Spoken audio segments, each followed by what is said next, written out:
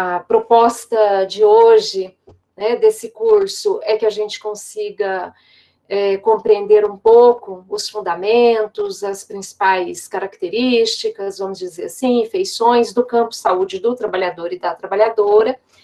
E para fazer uma explanação e uma conversa aqui com a turma, hoje nós temos a honra de receber o professor Diego de Oliveira Silva. Muito bem-vindo, Diego.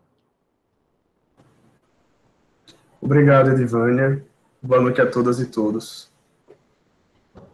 A gente que te agradece, viu, Diego, de você poder disponibilizar seu tempo, seu conhecimento, né, compartilhar aqui com quem está nos acompanhando, assistindo a disciplina, quem vai poder assistir depois, né, posteriormente. Eu acho que para nós é muito válido a sua participação, tá? Particularmente, eu tenho acompanhado alguns textos, né? Então, hoje, gente, vocês estão recebendo aqui um jovem pesquisador que tem uma produção aí já bastante relevante, né, nesse campo aí da saúde do trabalhador e da trabalhadora, da relação trabalho e saúde. Nesse contexto de pandemia, o Diego escreveu bastante, né, inclusive sobre profissionais da saúde. Enfim, tem uma contribuição grande aí, né? Mas eu vou apresentar, então, o Diego, né, para que quem está aqui possa ter um pouco aí de referência, né? Então, o Diego de Oliveira Souza é graduado em enfermagem e obstetrícia pela UFAL, é especialista em enfermagem do trabalho pela FATEC International, mestre em serviço social pela UFAL e doutor em serviço social pela UERJ. O Diego também é professor do programa de pós-graduação em serviço social da UFAL, tá? E do programa de pós-graduação em ensino e formação profissional também da UFAL, mas campus Arapiraca. E ainda professor do curso de graduação em enfermagem da UFAL, também campus Arapiraca. O Diego, ele atua nas áreas de saúde do trabalhador, saúde coletiva, serviço social, enfermagem, ensino, pesquisa, que versa sobre trabalho e saúde, e questões afeitas à saúde dos trabalhadores e das trabalhadoras, e o campo aí de saúde do trabalhador, considerando as cargas de trabalho, processo de desgaste, processo de saúde e doença. Então, Diego, mais uma vez, muito bem-vindo, uma honra te receber aqui, poder aprender um pouco contigo e também ter esse espaço aqui de forma compartilhada aí com você, com todos e todas que estão aqui na sala e que estão nos acompanhando. Obrigada. Fica à vontade, tá? Se você quiser acrescentar aí na sua formação, né, dados, que às vezes a gente fala muito resumido, fica à vontade. Tá, Edivânia, não, me sinto contemplado, eu acho que a sua apresentação dá um panorama geral dessa minha formação, que é bem heterogênea, né, transitando por diversas áreas, e eu acho que na saúde do trabalhador a gente consegue se encontrar, fazer esse diálogo, no sentido de pensar a relação trabalho e saúde. É sobre isso que eu vou tentar aqui hoje colocar alguns elementos para o debate, claro, de uma forma muito preliminar, né, devido ao formato e ao tempo que a gente tem, mas acredito que os alunos e alunas já têm a oportunidade de ter alguma aproximação com esse debate, devido à atuação da Edivânia, que também tem textos publicados na área, né, como a gente já vinha falando antes, aqui do encontro, sobre o seminário de saúde do trabalhador em Franca, que é uma referência para nós da saúde do trabalhador. Então, a gente vai tentar contribuir de alguma forma para esse debate, a partir do que eu vim estudando, sobretudo na minha tese de doutorado, defendida em 2016, e de lá para cá, dialogando com uns fenômenos mais contemporâneos, inclusive com essa conjuntura agora pandêmica, na qual eu tentei analisar algumas particularidades no que diz respeito ao trabalho, à saúde e à relação entre esses dois complexos sociais. A Edivânia lançou a proposta de eu tentar aqui recuperar os fundamentos históricos e ontológicos do campo saúde do trabalhador, da saúde do trabalhador, né? Eu acho que gramaticalmente até fica mais adequado o campo saúde do trabalhador.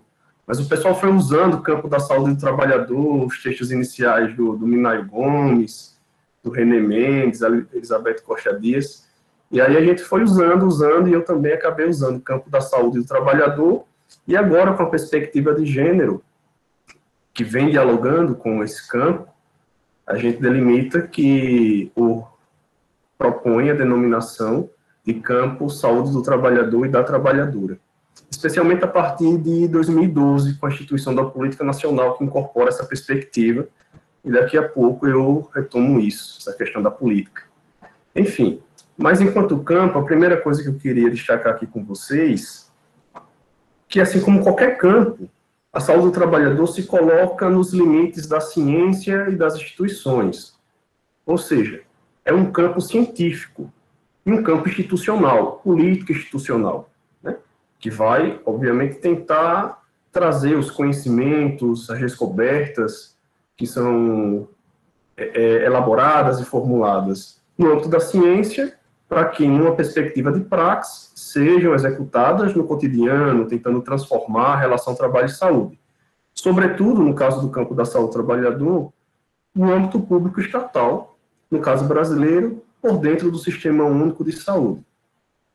Então, a gente está falando de um campo científico e político institucional, tá? Mas esse campo ele não surge do nada, simplesmente pela genialidade ou pela descoberta subjetiva de cientistas que se reuniram e decidiram fundar um novo campo. Então, antes de abordar o que esse campo consiste em si, é preciso a gente olhar para o processo objetivo, né, o processo histórico, social, as suas bases objetivas, e perceber os elementos, constatar os elementos, depreender os elementos que demandam o surgimento do campo da saúde do trabalhador e da trabalhadora. E esses elementos, eles são elementos históricos que antecedem muito o surgimento desse campo, que se dá por volta aí da década de 60, 70, e com mais ênfase, década de 1980. Eu diria que alguns elementos estão postos desde os primeiros passos da consolidação do modo de produção capitalista, colocando novos elementos históricos na relação trabalho e saúde, constituindo aquilo que eu venho chamando de questão da saúde dos trabalhadores, tá? Que não é uma questão que diz respeito a um campo científico e político institucional específico. É uma questão que existe objetivamente, é uma questão ontológica, portanto, que é apreendida pelos sujeitos no sentido de que os seres humanos, os sujeitos, estão tentando investigar e intervir sobre algo que existe independentemente da nossa consciência. Não é a nossa consciência que produziu esse processo social, mas são as relações sociais históricas que produziram uma problemática, uma questão da saúde dos trabalhadores. Claro que os sujeitos implicados nesse processo, nas suas diversas formas de se relacionar, produzem essa questão, mas não é do ponto de vista de uma produção subjetiva. Então, o primeiro elemento, ou na verdade o segundo que eu quero destacar aqui, é que existe uma questão objetiva que demanda respostas. Essa questão está posta desde os primeiros passos do modo de produção capitalista. Eu diria que com bastante clara evidência, com o amadurecimento da Revolução Industrial, no caso inglês, no século XIX, né, transição do século XVIII para o século XIX. Os textos de Engels sobre a situação da classe trabalhadora na Inglaterra, e do próprio Marx, né, num capítulo, por exemplo, sobre a jornada de trabalho no Capital, ou sobre a maquinaria e grande indústria, no tomo 2, ele traz inquéritos de inspetores sanitários, relata os efeitos da introdução da maquinaria no processo de trabalho, e esses efeitos eles são extremamente graves no que diz respeito à saúde das trabalhadoras e trabalhadores daquele momento. Ali vai se desenhando, com clara evidência, que existe uma questão inédita, uma questão, do ponto de vista qualitativo, diferente do que estava posto em relação à saúde dos servos no feudalismo, para a gente pegar o modo de produção imediatamente anterior ao modo de produção capitalista. Por que isso? Servos ou escravos, se a gente for um pouco mais longe, adoeciam por conta do trabalho, sem dúvida nenhuma. Mas é um adoecimento que está consignado a outras raízes. O adoecimento do servo ou do escravo não está consignado à produção de mais-valia enquanto um elemento chave das relações sociais. né? A produção de mais-valia, portanto, extração de mais-valia, né? A partir da exploração das trabalhadoras e trabalhadores. É um elemento-chave que vai conformar o modo de produção capitalista. Quanto mais se explora, mais se gera mais-valia e, consequentemente, mais se adoece e mais morre por conta desse processo de exploração. É um processo qualitativamente diferente. A exploração do servo, por exemplo, ela estava em função da manutenção da subsistência do feudo, né? A exploração do escravo, ela estava em função da organização da polis, por exemplo, para pegar o caso grego. Mas a exploração do trabalhador e da trabalhadora está em função de um processo de valorização do valor, um ciclo infinito, do ponto de vista dos limites do capital, é claro, né? Ele passa a ser finito no momento que a gente destruir o capitalismo. Mas enquanto existe capitalismo, é um processo no qual é preciso produzir amanhã mais do que se produziu ontem, depois de amanhã mais do que se produziu hoje, e assim de forma sucessiva, no sentido de sempre valorizar valor.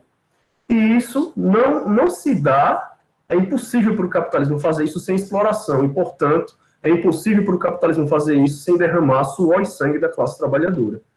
É por isso que eu delimito a questão da saúde dos trabalhadores como uma questão que tem raízes no capitalismo, né? A partir desse processo de valorização do valor, que se diferencia, portanto, qualitativamente da questão da saúde dos servos, da questão da saúde dos escravos, da questão da saúde relacionada ao trabalho primitivo, os modos de produção anteriores. Agora, essa questão, ela tem essa origem, mas ela também demonstra uma natureza, um conjunto de características que não poderiam ser de outra forma, senão uma reprodução da contradição do que é o próprio capitalismo. Porque, vejam só, não existe capital sem trabalho. Só existe capital com o trabalho. O trabalho é a condição sine qua non para a existência do capital. Mas o capital, ao mesmo tempo para existir, ele degrada aquilo do que depende da sua existência, ele destrói aquilo do que depende da sua existência. Ele destrói a saúde dos trabalhadores. Ele só consegue se reproduzir se ele explorar e, portanto, adoecer e matar trabalhadores. Mas, ao fazer isso, ele ameaça a sua própria existência, porque não existe capital sem trabalho. Ao degradar a saúde dos trabalhadores, ele coloca em xeque o trabalho e, portanto, coloca em xeque a si mesmo. Essa é uma contradição que fica muito explícita no caso da questão da saúde dos trabalhadores. É uma espiral contraditória no qual o capital destrói aquilo do que depende da sua existência, ele vai tentando mitigar essa ameaça constante à sua existência, vai tentando dar respostas, deslocar essa contradição no tempo e no espaço, levá-la mais adiante no sentido de manter a produtividade crescente, portanto, manter a produção de valor, a valorização do valor, e dentro de um limite de exploração e adoecimento do trabalhador que seja absorvível, que seja possível para a contenção dessa ameaça. Por vezes ele não consegue, sobretudo na periferia do capital. A gente vê aí como é trágica a questão da saúde dos trabalhadores em países latino-americanos, africanos, etc. Mas naquele momento lá que eu falei há pouco da Revolução Industrial, no caso inglês, e alguns outros países de capitalismo avançado, né, que chegaram ao capitalismo pela via clássica na Europa, você também via de forma muito clara que existia um patamar de adoecimento pelo trabalho sem precedentes históricos. Do mesmo jeito que se produzia riqueza como nunca, se produzia, corolário a isso, pauperismo e adoecimento como nunca. Estava claro e evidente. Essa é a natureza contraditória da questão. Um outro fator importante para a gente diferenciar essa questão da qual eu falo aqui para vocês, em relação ao que acontecia em outros modos de produção. Em outros modos de produção, a gente tinha um limite claro no que diz respeito aos meios de produção, ao desenvolvimento dos meios de produção. Eles não eram desenvolvidos num patamar no qual se transformasse a natureza em produtos, em bens suficientes para o atendimento das necessidades de todas as classes. Com o capitalismo, com a revolução industrial, a gente, enquanto humanidade, supera esse limite. Os meios de produção atingem um patamar de desenvolvimento no qual eles transformam a natureza em produtos mais que suficientes para o atendimento das necessidades da classe trabalhadora, de todas as classes sociais. Contudo, a gente continua tendo gente passando fome, gente sem ter onde morar, gente sem ter o que vestir, apesar da abundância produtiva. Porque agora não se trata de uma carência produtiva que determina, portanto, condições de vida que degradam também a saúde. Se trata agora de uma abundância produtiva baseada numa forma antagônica, contraditória de trabalho, uma contradição acirrada até as últimas consequências, né, de necessidades inconciliáveis entre os dois polos que conformam aí de forma fundamental o mundo do trabalho, a classe dos exploradores, proprietária dos meios de produção, os burgueses, e a classe que produz o valor que é explorada, a classe trabalhadora. É uma contradição irremediável entre essas duas classes fundamentais, que faz com que aquilo que é produzido pela classe trabalhadora seja roubado, seja apropriado pela classe burguesa. Isso constitui todo um processo de reprodução social que destrói a vida do trabalhador, porque além de ele ser mutilado, acidentado, adquirir uma série de doenças no processo de trabalho em si, ele, quando sai do seu trabalho, se depara com uma vida desgraçada, onde ele não tem o que comer, não tem o que vestir, não tem onde morar, ou tem, mas de forma muito precária. Tudo isso diz respeito à sua saúde, entendendo saúde enquanto um processo social, e não apenas como uma manifestação biológica individual. Essa é uma ideia-chave também importante para o nosso debate. Entender que a saúde é um processo determinado socialmente, tá? E, claro, possui uma faceta biológica ineliminável, que se expressa individualmente, mas ela está sob determinadas circunstâncias sociais que fazem com que a saúde de cada indivíduo e dos grupos, sobretudo das classes sociais, se dê por um caminho ou por outro. Essa contradição, como não poderia deixar de ser, demanda respostas, inclusive respostas da própria burguesia. Porque, lembremos, é uma contradição que ameaça a própria existência do capital. Prova disso é que os capitalistas vão começar a tentar mitigar essa contradição, dando as suas respostas, no sentido de garantir a reprodução da força de trabalho.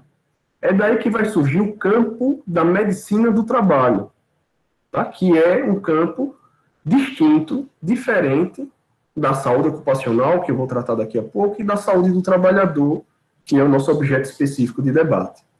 A medicina do trabalho, ela vai surgir justamente com a preocupação da burguesia diante da queda de produtividade decorrente do adoecimento das trabalhadoras e trabalhadores. Aquele patamar inédito de adoecimento, na Revolução Industrial, e logo também aí no final do século XIX, ia mostrando que esses trabalhadores adoecidos, ou eles faltavam ao trabalho, ou quando iam, não conseguiam produzir no ritmo alucinante, que deveria ser maior cada dia, que o processo produtivo exigia. Tem um artigo do professor René Mendes, da Elizabeth Costa Dias, que até eu não passei para o programa da disciplina, mas pode acrescentar.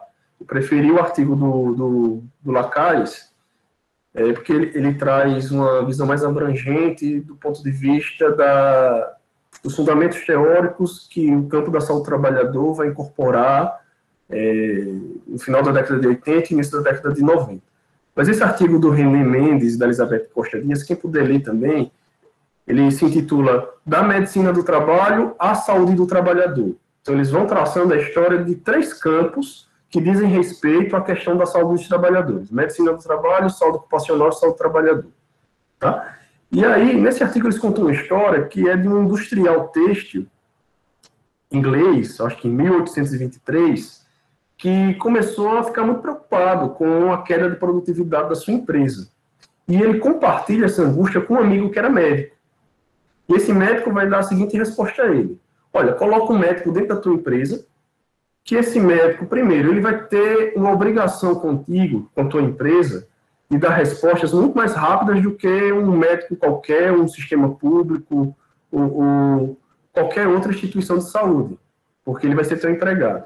Segundo, ele já vai poder atuar desde a seleção da força de trabalho, escolhendo aqueles menos propensos ao adoecimento. E ele vai até conseguir fazer alguns ajustes de comportamento do trabalhador, colocar algumas questões ali que impeçam algumas formas de acidente mais grosseiras, e com isso você vai conseguir resolver esse problema de um limite de adoecimento que ameaça a produtividade da tua empresa.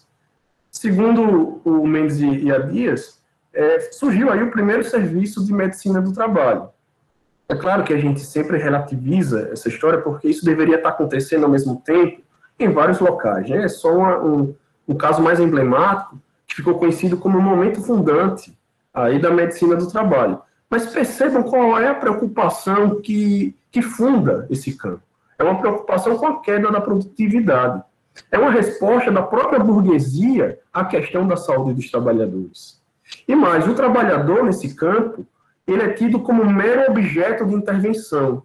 O médico, portanto, a intervenção apenas médica do ponto de vista disciplinar, científico, é um campo constituído em torno apenas da figura do médico, que vai intervir sobre o trabalhador. O trabalhador é objeto de intervenção, no sentido de ali encontrar estratégias para que o trabalhador, enquanto força de trabalho, se reproduza e consiga ter um nível mínimo de saúde para ser explorado e continuar produzindo capital, valorizando valor.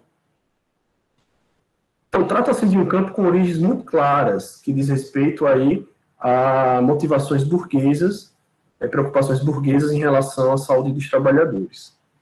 É claro que um campo científico e institucional constituído em torno da figura apenas do médico, numa sociedade tão prolixa como é a burguesa, inclusive do ponto de vista da sua ciência hegemônica, que vai se complexificando, se dividindo cada vez mais em diversas áreas, é claro que esse modelo iria se mostrar insuficiente diante das demandas da relação trabalho-saúde.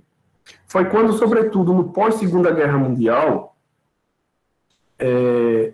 a burguesia precisou lançar mão de novas respostas, porque, novamente, ali, a questão da saúde dos trabalhadores teve essa natureza contraditória acirrada e começa, novamente, a ameaçar os pilares da existência, da produção e da reprodução do capital. Porque, sobretudo, no pós-Segunda Guerra Mundial, qual o cenário que você tinha? A maior parte dos homens europeus foram para a guerra e morreram. Era força de trabalho tradicionalmente empregada na indústria e já em alguns serviços também.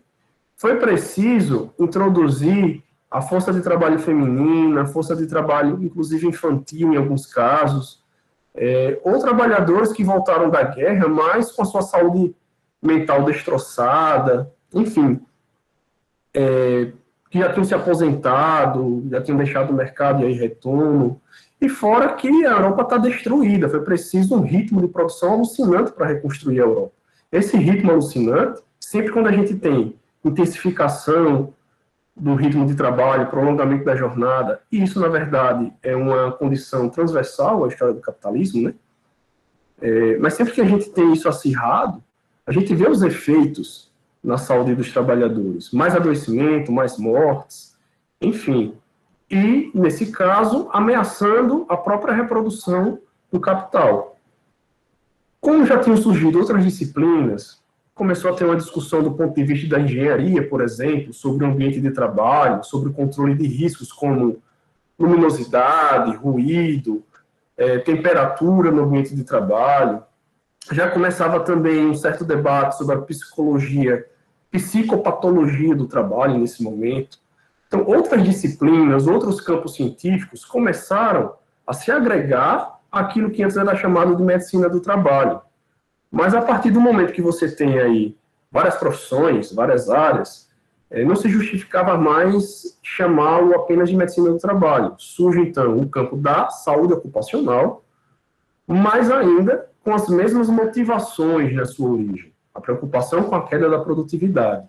E mantendo o trabalhador enquanto objeto de intervenção. O trabalhador não participa do processo a não ser como um objeto de intervenção, que tem que ser adaptado a um processo de trabalho que adoece e mata. Tá? Então, o horizonte é esse. Claro que tem alguns avanços com a saúde ocupacional. Essa questão de olhar o ambiente, que a engenharia de segurança do trabalho traz, a psicologia, a psicopatologia do trabalho, discutindo algumas questões que vão se desdobrar depois na ergologia, na ergonomia, etc., são importantes porque medidas de prevenção ganham um fôlego maior nesse campo. Modificações no ambiente de trabalho, tá? Mas modificações no ambiente de trabalho, mantendo o trabalhador na posição de objeto, e modificações no ambiente de trabalho que não contestam o processo de trabalho em si, a organização do trabalho em si, o processo de trabalho enquanto exploração do trabalhador. Esse campo ainda não consegue chegar no âmago da questão da saúde dos trabalhadores. É esse campo que vai se difundir mundialmente e que no Brasil ele vai se instituir, sobretudo, com a CLT, a Consolidação das Leis Trabalhistas, em 1978, com a instituição das normas regulamentadoras de saúde e segurança no trabalho. Se eu não me engano, hoje são 35 ou 36, né, que versam sobre diversas situações. As primeiras normas são mais gerais, que vão dizer como deve ser composta a equipe de segurança e saúde do trabalhador, o SESMIT, das empresas, vai falar sobre programa de prevenção de riscos ambientais, vai tratar de questões mais gerais, e depois você tem algumas NRs que tratam sobre questões específicas, saúde e segurança em ambientes confinados, saúde e segurança na construção civil, saúde e segurança nos ambientes, nos serviços de saúde e assim por diante. Esse é o marco o marco jurídico legal fundamental da saúde ocupacional no Brasil, que é um modelo que vai ser bastante difundido pela própria Organização Internacional do Trabalho, que vai começar a ser institucionalizado nas empresas privadas, tá? O seu habitat natural é a empresa privada, os profissionais que compõem esse campo geralmente são empregados da empresa privada, e ele começa a se difundir não só no Brasil, mundialmente, mas também começa a ser questionado. É desse questionamento, sobretudo, que a gente vai ter o surgimento de um terceiro campo, com origens diferentes, tá? Que é o campo saúde do trabalhador. Esse campo tem origens diversas, mas talvez o caso mais emblemático, ou o pontapé inicial, vamos assim dizer, seja o caso italiano, nas décadas de 60 e 70, mais ou menos. Final da década de 60 e início da década de 70. Com o movimento operário italiano, ligado ao Partido Comunista Italiano, que vai forjar uma aliança entre trabalhadores que começam a questionar o modo de produção capitalista e técnicos da saúde, nesse momento, sobretudo médicos, que se aliam a esses trabalhadores no sentido de começar a pensar um novo modelo de intervenção na relação trabalho-saúde, um novo modelo de intervenção na questão da saúde dos trabalhadores. Esse movimento se coloca no bojo das lutas sociais dos trabalhadores pela saúde. E é dessas lutas sociais que vai surgir esse campo, que tem limites. É o movimento operário italiano, a partir da sua atuação junto ao Partido Comunista Italiano, tem diversos limites do ponto de vista de ler a conjuntura, do que estava acontecendo no capitalismo mundial, das estratégias e táticas adotadas, mas que não vem ao caso a gente debater aqui, mas que, apesar dos limites, tem também avanços e méritos, no sentido de que, pela primeira vez, do ponto de vista científico e institucional, começa a se questionar o processo de trabalho em si. E esses médicos, alguns emblemáticos, como um médico chamado Ivar Odoni, o Giovanni Berlinguer, que também depois vai ter uma forte influência na reforma sanitária brasileira, eles começam a produzir alguns textos, começam a, inclusive, construir alguns cursos de formação sindical para discutir saúde dos trabalhadores com os trabalhadores. E a bandeira principal deles é a seguinte: saúde não se vende nem se delega, se defende. Esse é um dos lemas do movimento operário italiano, porque eles questionavam o modelo de saúde ocupacional no sentido de dizer o seguinte: olha, o trabalhador não pode ser um mero objeto de intervenção. Ele deve ser, na verdade, o protagonista das ações, ele é o sujeito das ações. O saber operário, a experiência operária, não pode ser alijada do processo. Os técnicos de saúde que intervêm nessa questão, eles não podem estar a serviço da burguesia, eles precisam estar dentro de um processo de validação consensual, ou seja, de intercâmbio, de saberes com os trabalhadores, no sentido de garantir que esses trabalhadores sejam os protagonistas. É claro que isso tem diversos limites, de ponto de vista do que é a subinstrução formal e real do trabalho ao capital, mas é uma tentativa interessante, sobretudo do ponto de vista da saúde, porque pela primeira vez, repito, nessa seara da relação trabalho e saúde, a gente começa a ter médicos, vejam só, lendo Marx, trazendo o texto de Marx para entender o que é saúde. Né? Eu separei aqui, inclusive, 2 livros que, se vocês puderem um dia ler, para quem fosse aprofundar nessa área, que eu recomendo muito, que é A Saúde nas Fábricas, do Berlinguer. Tá? Ele faz um inquérito extremamente interessante com trabalhadores italianos, e aqui, nesse livro, ele começa a dialogar com Marx, de uma forma bem clara. Tem também, esse que é pouco conhecido, não tem em português, mas ele foi publicado originalmente em italiano, mas tem essa versão em espanhol, La Salud de los Trabajadores, organizado pelo Franco Basaglia, que ele é um teórico muito mais conhecido na saúde mental, ele foi importante para a reforma psiquiátrica. Mas ele aqui é mais organizador dessa coletânea de textos. Mas tem textos aqui muito, muito interessantes, como, por exemplo, um texto do Giulio Macacaro, onde ele faz uma discussão de luta de classes e de saúde. Talvez seja o pioneiro do ponto de vista de trazer essa discussão para o âmbito específico aí da saúde. A gente vai ter alguns teóricos na saúde coletiva, que é um campo mais amplo, inclusive incorpora a saúde do trabalhador, fazendo essa discussão também na França. Tem um filósofo chamado Georges Canguilhem, mas que se aproxima de Marx, mas não necessariamente um marxista. A gente vai ter também na própria América Latina um movimento paralelo, que depois converge para a saúde do trabalhador, mas que mais na frente se divorcia dele, que vai ser chamado Medicina Social Latino-Americana, que está também fazendo esse debate. Na verdade, é um momento histórico onde a gente vai ter a incorporação do marxismo em algumas ciências. No Brasil, isso chega com força na década de 70 e 80, no próprio serviço social, né? O Zé Paulo Neto, a Maria de Yamamoto, né?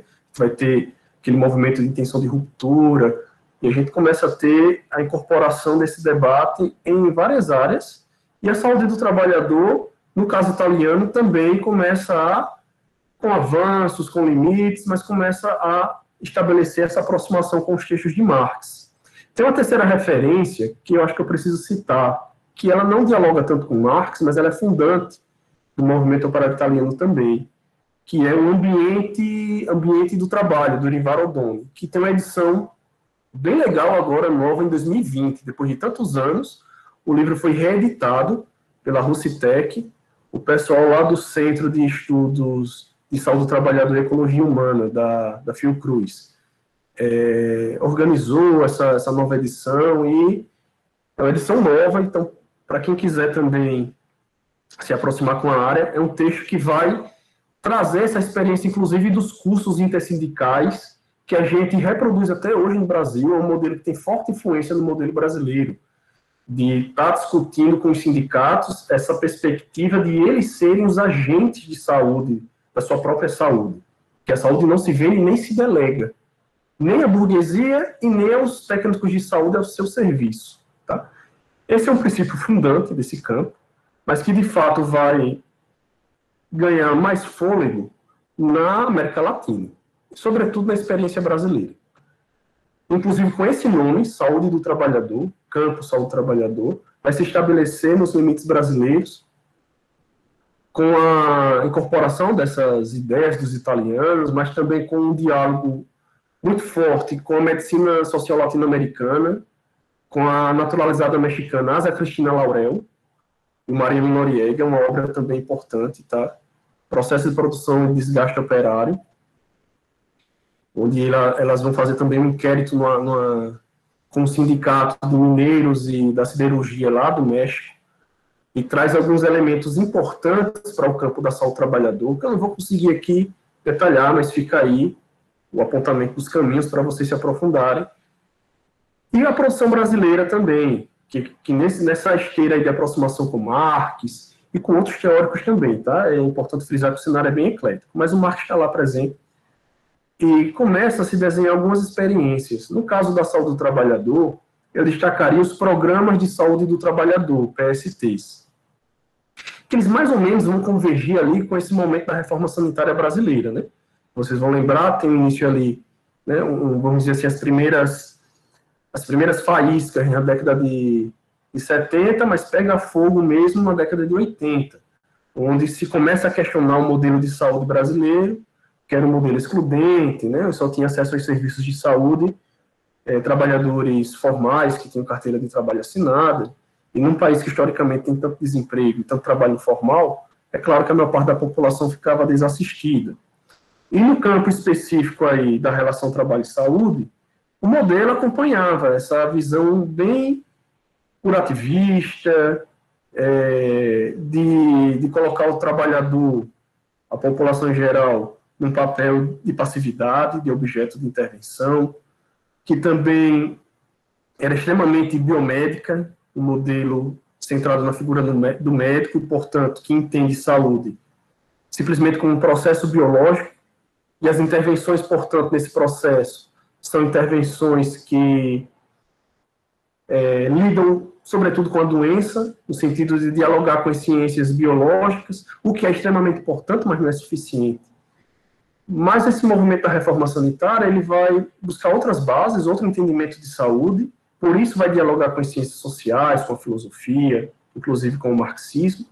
E, em paralelo, os PSTs também já estão fazendo algo extremamente interessante em alguns estados, São Paulo, Rio de Janeiro.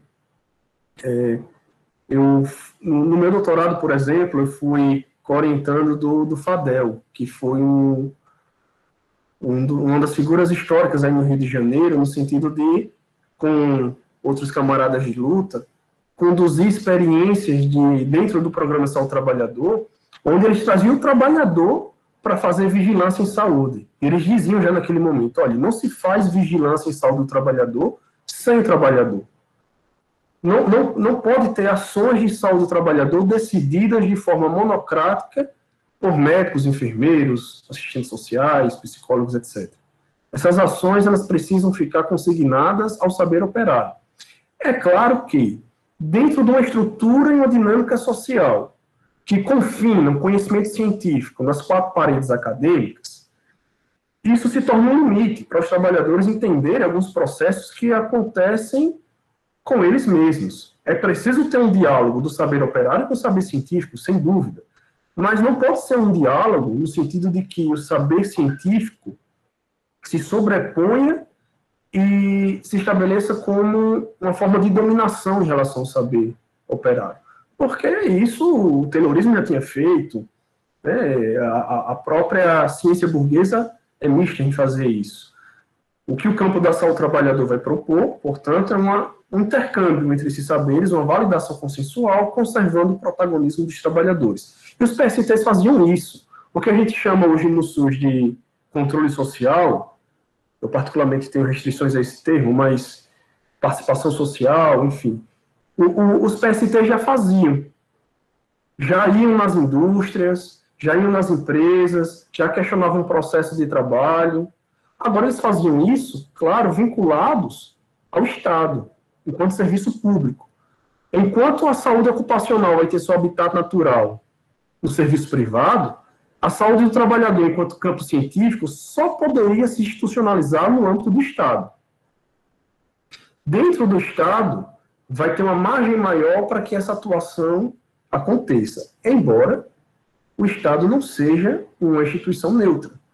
Então, é claro que esse campo vai esbarrar em limites relacionados à própria natureza do Estado diante do antagonismo capital-trabalho. Existem limites claros aí de atuação, mas existe também uma margem, um cenário de atuação que é diferente, no sentido de você ser um médico, por exemplo, contratado pela empresa para cuidar da saúde dos trabalhadores daquela mesma empresa. Quer ver exemplos emblemáticos que os PSTs, que o campo da saúde do trabalhador começou a desmascarar na década de 80? Um caso emblemático foi com o caso da COSIPA, onde você começou a ter ali na década de 80 trabalhadores que estavam ligados à indústria química adoecendo de leucemia, que é uma neoplasia relacionada às células brancas do sangue. E essa leucemia, hoje se sabe, ela está diretamente ligada à intoxicação por benzeno, um solvente químico extremamente tóxico que deveria ser banido da cadeia produtiva. Hoje, o limite técnico de exposição foi regulamentado e ele é menor. Mas na década de 80 era enorme, a exposição, assim, era sem nenhum controle. E os médicos do trabalho da COSIPA, eles dissociam o nexo causal. O que é o nexo causal? É comprovar que a doença daquele trabalhador foi provocada por aquele trabalho. E eles diziam o seguinte: olha, leucemia é uma doença que você pode ter por diversos fatores, inclusive genéticos e fatores extralaborais. Portanto, não é esse trabalho aqui que está adoecendo esse trabalhador. Manipula-se o nexo causal e você tem diagnósticos literalmente falsificados, deturpados a serviço dos interesses da empresa. No âmbito do Estado, existe um cenário um pouco diferente, mas, repito, com esses limites, porque, na verdade, o Estado ele vai, dentro desse antagonismo capital-trabalho, ser uma força política que atua a serviço também da reprodução do capital, mas não é imune à luta de classes. Então, a partir da luta de classes, também a gente consegue aí conquistas ainda que parciais, e no caso da saúde, essas conquistas são representadas pelo campo da saúde trabalhador, que dá esse pontapé inicial com os PSTs. Isso converge, inclusive, traz alguns princípios para dentro da reforma sanitária brasileira, e o texto do Lacaze que eu passei para vocês é que trata de uma forma muito clara disso, onde ele diz o seguinte: há essa aproximação inicial entre a reforma sanitária e a saúde do trabalhador, mas logo em seguida há um divórcio. E isso, inclusive, fragiliza a base social da reforma sanitária, que vai instituir o SUS muito mais a partir de estratégias burocráticas, porque pouco em pouco os médicos e outros profissionais de saúde começaram a ocupar espaços institucionais dentro do Estado e a conduzir a reforma sanitária por dentro desse espaço burocrático, se distanciando daquela base social que poderia garantir algum fôlego maior à proposta originalmente pensada. Então, o que foi instituído a partir de 88, com a Constituição Federal, é uma conquista, sim, é um avanço, é o reconhecimento de um novo modelo de saúde, o Sistema Único de Saúde, mas que já não é exatamente a proposta original conforme concebida, que já coloca a categoria trabalho e, portanto, a saúde do trabalhador um pouquinho de lado, e aí daí para frente, cada vez mais de lado, à margem do sistema, e que, mesmo essa proposta já limitada, vai ser a todo momento desconstruída, sabotada, desmontada, e o SUS vai tomando um caminho que se distancia da proposta original, conforme foi concebida. Mas, apesar de tudo isso, o SUS consegue coisas maravilhosas, né? O que seria da gente, de nós brasileiros, nessa pandemia, se não fosse o SUS? Apesar de atacado constantemente, diuturnamente, nosso Sistema Único de Saúde ainda é referência em diversas áreas aí, do ponto de vista do Serviço de Saúde Mundial, imunização, transplante de órgãos, saúde da família, etc. Mas, obviamente, é uma proposta que assim, foi abraçada pelo reformismo, anda com ele, e, inclusive, se distancia da sua base social, desse ponto de vista das relações de trabalho e saúde, o Lacaze mostra isso, porque é um divórcio. E esse divórcio se expressa muito no que é hoje a RENAST, que é a Rede Nacional de Atenção Integral ao Saúde do Trabalhador. Por que eu digo isso? A RENAST, ela, na verdade, ela surge para incorporar aquela experiência dos PSTs, na década de 80, início da década de 90. Ela vai reformular isso, vão surgir os centros regionais, os centros de referência em saúde do trabalhador, os CERESTs, pensados a partir daquele modelo, mas que vão estar cada vez mais à margem do Sistema Único de Saúde e não conseguem, como diz o Fadel, que eu citei há pouco, se constituir enquanto uma rede que enreda. É uma rede que não enreda. Por que isso? Cada vez mais eles são colocados como um centro de referência, portanto, a parte das outras ações de saúde, a saúde do trabalhador, que deveria ser transversal no Sistema Único de Saúde, essa era a proposta dos PSTs, passa a ser uma área de referência, portanto, uma área especializada dentro do sistema, e não conseguem fazer com que a categoria trabalho seja incorporada na estrutura das redes de saúde como uma categoria central. Você vai ter a saúde da família, a saúde da mulher, a saúde do homem, indígena, etc., no SUS, com um certo espaço, alguns mais, outros menos, e a saúde do trabalhador sempre de forma tímida, colocada ali para escanteio, à margem mesmo do sistema. Então, a Renasce, ela é extremamente frágil, embora a gente tenha que reconhecer que existem experiências importantes, alguns serestes bem atuantes, que conseguem, pontualmente, resultados que devem ser reconhecidos, mas, do ponto de vista do que eram os PSTs, eles vão se afastando daquela proposta.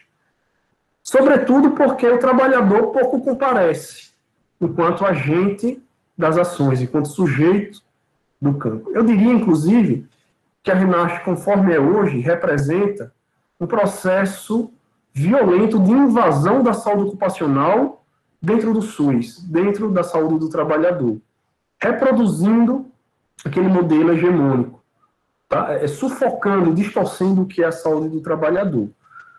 Sobretudo porque o trabalhador está à margem do processo. São poucos serestes que dialogam com os sindicatos, que dialogam com os movimentos sociais. E se os sindicatos, os movimentos sociais hoje estão em crise, né, não é se afastando deles que a gente vai resolver minimamente esses processos de crise. Então, uma das principais críticas que existe em relação à Renasce é isso. Eu sempre pondero no sentido de a gente observar os casos concretos, há avanços, há coisas que devem ser reconhecidas. A gente está falando aqui do ponto de vista médio, de um processo histórico, do que a gente tem percebido no conjunto das experiências e do ponto de vista do que é esse sistema de organização da vida social e, portanto, as suas formas de enfrentar a questão da saúde dos trabalhadores. Mas para recuperar o que eu falei até aqui em síntese, já encaminhar para o final da minha primeira intervenção, a gente tem um processo histórico onde tem uma questão objetiva que existe independentemente da nossa consciência sobre a sua existência, que é a questão da saúde dos trabalhadores, que tem a sua origem demarcada no capitalismo, que tem uma natureza contraditória, que, portanto, demanda respostas que são respostas de diversos segmentos da sociedade, respostas, inclusive, oriundas das classes sociais antagônicas. A burguesia vai lançar suas respostas, com o surgimento, por exemplo, da medicina do trabalho, da saúde ocupacional, mas a classe trabalhadora também dá suas respostas à questão ao se organizar para a luta política, e daí surgiu um campo, o campo da saúde do trabalhador, que vai ser incorporado tanto pela ciência como pelo Estado contemporâneos, do ponto de vista institucional. A saúde do trabalhador trilha os caminhos estatais, e mostra como a ciência e o Estado também dão suas respostas a essa questão, né, se colocam diante dessa questão. Porém, vejam só, o campo, ele é contra-hegemônico em relação à saúde, o campo da saúde do trabalhador, ele é contra-hegemônico em relação à medicina do trabalho e à saúde ocupacional, mas também ele apresenta seus limites em relação ao enfrentamento dessa questão. Sobretudo porque, para se legitimar enquanto campo, a saúde do trabalhador, ela é absorvida pela ciência hegemônica e pelo Estado hegemônico. Eu já falei aqui, por exemplo, dos limites do Estado, enquanto uma estrutura política, né, que não é neutra, que, portanto, está aí, em correlação, em determinação reflexiva com o antagonismo de classe. E a ciência também. A ciência hegemônica, ela vai se constituir através de campos, de nichos fechados, que precisam delimitar o seu escopo de atuação e definir um objeto de investigação e intervenção. Esses campos fazem isso a partir da definição de instrumentais, parâmetros científicos, parâmetros filosóficos, instrumentais metodológicos, que vão dar identidade dos cientistas, dos profissionais que compõem aquele campo. Eles vão atuar a partir desse mesmo escopo sobre um objeto de investigação e intervenção. Mas veja, é um campo que precisa ser delimitado, ele tem fronteiras. e assim vai se constituindo a divisão científica como um reflexo, inclusive, da divisão do trabalho, da divisão social do trabalho no capitalismo, que faz com que, nos termos de Lukács, a gente saiba cada vez mais sobre menos. Porque dentro desses limites se delimita um objeto, você se aprofunda a respeito dele, mas você vai perdendo de vista as suas conexões com a totalidade. Você se debruça cada vez mais sobre o particular e perde de vista a totalidade. Não é culpa do campo em si, porque é um processo social que se dá na ciência como um todo, nessa fase histórica que a gente vive. E ele, para se legitimar enquanto campo, ele é absorvido pelo sociometabolismo do capital. E com isso ele reproduz esses limites científicos. A sua apreensão da questão da saúde dos trabalhadores e a sua intervenção sobre a questão da saúde dos trabalhadores é sempre parcelar e limitada, porque ele precisou se constituir em parâmetros próprios, e aí ele só coloca as respostas que ele é capaz de responder. Ele, pelos mesmos parâmetros que ele gerou as perguntas, ele vai tentar formular as respostas dentro desse ciclo vicioso, né? Um vício científico que não permite que a gente, inclusive, vislumbre a perspectiva da totalidade. Tanto é que, e aí uma crítica que a gente tenta fazer com muito cuidado ao campo da saúde do trabalhador, o marxismo é incorporado à saúde do trabalhador enquanto disciplina científica, enquanto um caminho científico possível que vai dialogar com outros caminhos. Tanto é que a gente vai ter uma influência muito forte de Foucault também, da psicodinâmica do trabalho Christophe Dejoux.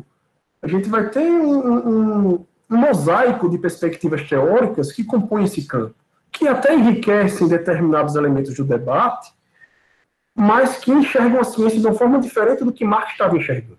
Porque Marx não está enxergando uma ciência que deva se particularizar dentro dessas caixinhas fechadas, dentro desses campos delimitados. O Marx está propondo uma nova forma de ciência, que não é um método dentro da ciência burguesa. É uma ciência que se opõe à ciência burguesa. É uma forma de enxergar a realidade social a partir da categoria totalidade. E a totalidade não significa estudar tudo ao mesmo tempo, porque isso é impossível para os cientistas, para os sujeitos do conhecimento. Mas significa estudar as singularidades no gosto da universalidade, considerando as mediações, né, entre o singular e o universal, as diversas particularidades. Isso pressupõe a gente romper os limites do campo, romper esse nicho, essa caixinha hermeticamente fechada, e vislumbrar a questão da saúde dos trabalhadores diante de uma totalidade social, enquanto expressão do antagonismo entre capital e trabalho, que vai ter tarefas importantes a serem cumpridas na esfera estatal, mas que precisa, sobretudo, estar na pauta da luta de classes, para além do Estado, para além da sociedade burguesa como um todo. Tá? Por hora é isso que eu tenho para colocar, não sei se eu falei muito rápido, porque eu fiquei preocupado com o tempo, mas no debate a gente pode tentar voltar a algumas dessas questões. Obrigado. Obrigada, Diego.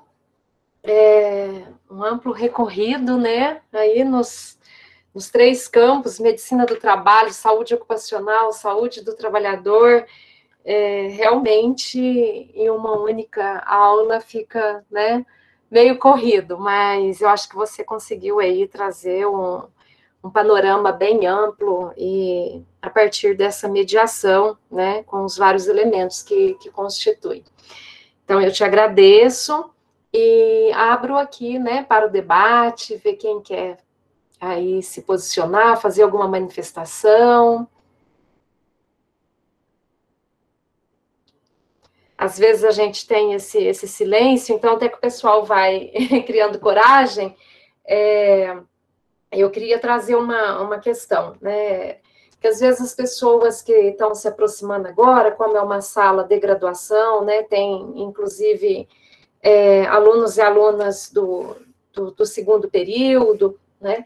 Aí fica pensando, talvez, né? Mas por que está falando de Marx? Por que está falando dessa análise de totalidade para falar de saúde do trabalhador e da trabalhadora, né? Então, assim, eu acho que o primeiro ponto, de forma bem simples, né? Mais no sentido de complementar um pouco, né? Toda a explanação que o Diego já trouxe, tentar compreender que existem duas categorias fundamentais nesse campo, que eu acho que são, né, essas categorias que nos ajudam a ter uma análise de totalidade, por exemplo, daquela pessoa que chega lá no serviço que está ou com uma fratura, ou com uma intoxicação, ou com uma lesão por esforço repetitivo, ou com uma depressão, né?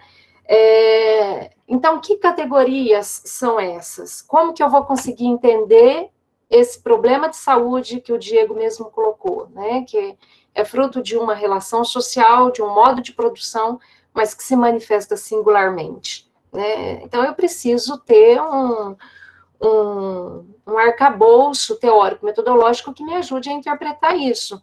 Senão, o que vai acontecer? Se eu não tiver, eu já vou falar das categorias, né? Mas eu queria primeiro trazer isso. Se eu não tenho essa análise mais ampla, né? Essa pessoa que chegou apresentando uma demanda por assistência à saúde, seja num pronto-socorro, num serviço de urgência e emergência, né? Seja numa UBS, em qualquer espaço que apresente um problema ocasionado pelo trabalho, se eu não tenho essa visão mais ampla, o que vai ser feito? Se fraturou a perna ou o braço, né, um dos membros vai ser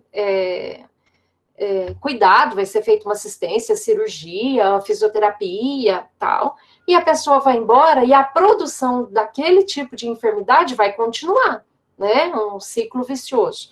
Então, agora entrando nas duas categorias, que são muito importantes, a categoria trabalho e processo de trabalho.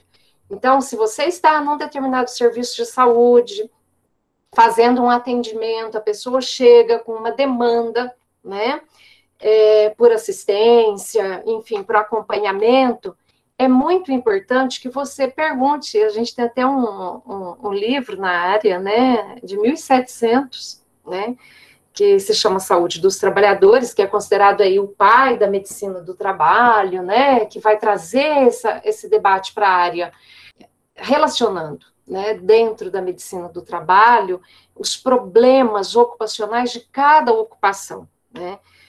Então, ele dizia o seguinte, né, que a primeira pergunta que o médico do trabalho deveria fazer, isso lá em 1700, na sua anamnese, era justamente o que você estava fazendo, qual o seu trabalho, né? Então, é muito importante essas duas categorias, o trabalho e o processo de trabalho, né? Porque eu preciso saber o que a pessoa faz e como ela faz, né? Vou dar um exemplo rapidinho aqui para vocês e já passo, porque aí eu sei que vocês vão ficando mais aguçadas aí para participar. Teve uma vez que eu estava acompanhando uma mulher que era trabalhadora aqui do setor calçadista, em Franca, e ela fazia um serviço de colar peças. Eu acho que a maioria aqui conhece, né, a função. E é um movimento repetitivo, que fica com os membros superiores, né, suspensos, tem que bater, e, enfim, usa muito as mãos. E ela estava com uma lesão por esforço repetitivo. E aí ela foi, consultou, e o médico disse o seguinte: mas você tem filhos? Tenho uma criança de 2 anos. Ele vai muito no colo? Vai. Então é porque você tem uma criança pequena, você pega, por isso que você tá com essa dor no braço e tal, né? Então, é importante a gente ter uma noção de como que é esse processo de trabalho. Por quê? Porque ela não pega filho 8 horas. Ela não senta ou fica em pé 8 horas. Ela faz o quê durante 8 horas? Ela faz aquele movimento repetitivo, que faz parte do processo de trabalho dela. E nós temos muitos processos de trabalho que são rotineiros, pobres em conteúdos e que exigem muito o esforço de determinados membros, né, de determinadas partes do corpo. E isso vai gerar o que se chama de desgaste da saúde, porque nem sempre é um acidente, porque o acidente de trabalho ele é visível, ele estava fazendo determinada atividade, voltando lá na mulher que passa cola, que enfranca as coladeiras de peça, né? Muitas vezes o revolvinho é feito uma instalação precária, peguei muitos acidentes de queimadura, porque tem um curto-circuito, tal, ou às vezes passa mal com a cola, né? Então isso é uma coisa às vezes mais imediata, mas a dor, a limitação, dos movimentos acaba sendo uma coisa mais insidiosa, mais lenta, né, vai aparecendo com o tempo, a pessoa às vezes começa a tomar um medicamento, e depois que percebe ou que consegue realmente ter um diagnóstico, porque também não é fácil, passa assim em vários serviços de saúde, recebe aí às vezes só uma prescrição médica, né, para um medicamento, enfim, e esse problema se agrava. E quanto mais se agrava, mais difícil fica para a pessoa, né? Então, eu queria trazer, né, para o debate essas duas categorias, trabalho e processo de trabalho. Isso é muito importante para quem estiver à frente. Eu acho que não precisa ser só na área da saúde, porque nós do serviço social trabalhamos fazendo encaminhamentos, orientando. A grande parte do nosso trabalho é tentar encaminhar adequadamente, né? Orientar, porque as pessoas estão, às vezes, na via crucis, passa aqui, passa ali, passa, e não consegue efetivamente aquele atendimento que ela necessita, né? Então, é muito importante que a gente tenha essa noção, né? Saber o que é o Centro de Referência de Saúde do Trabalhador, saber que pode ser uma doença decorrente do trabalho, né? Então, eu queria deixar essa reflexão aqui, tá, Diego? Eu acho que tem manifestações aqui no chat. Não sei quem mais quer se colocar.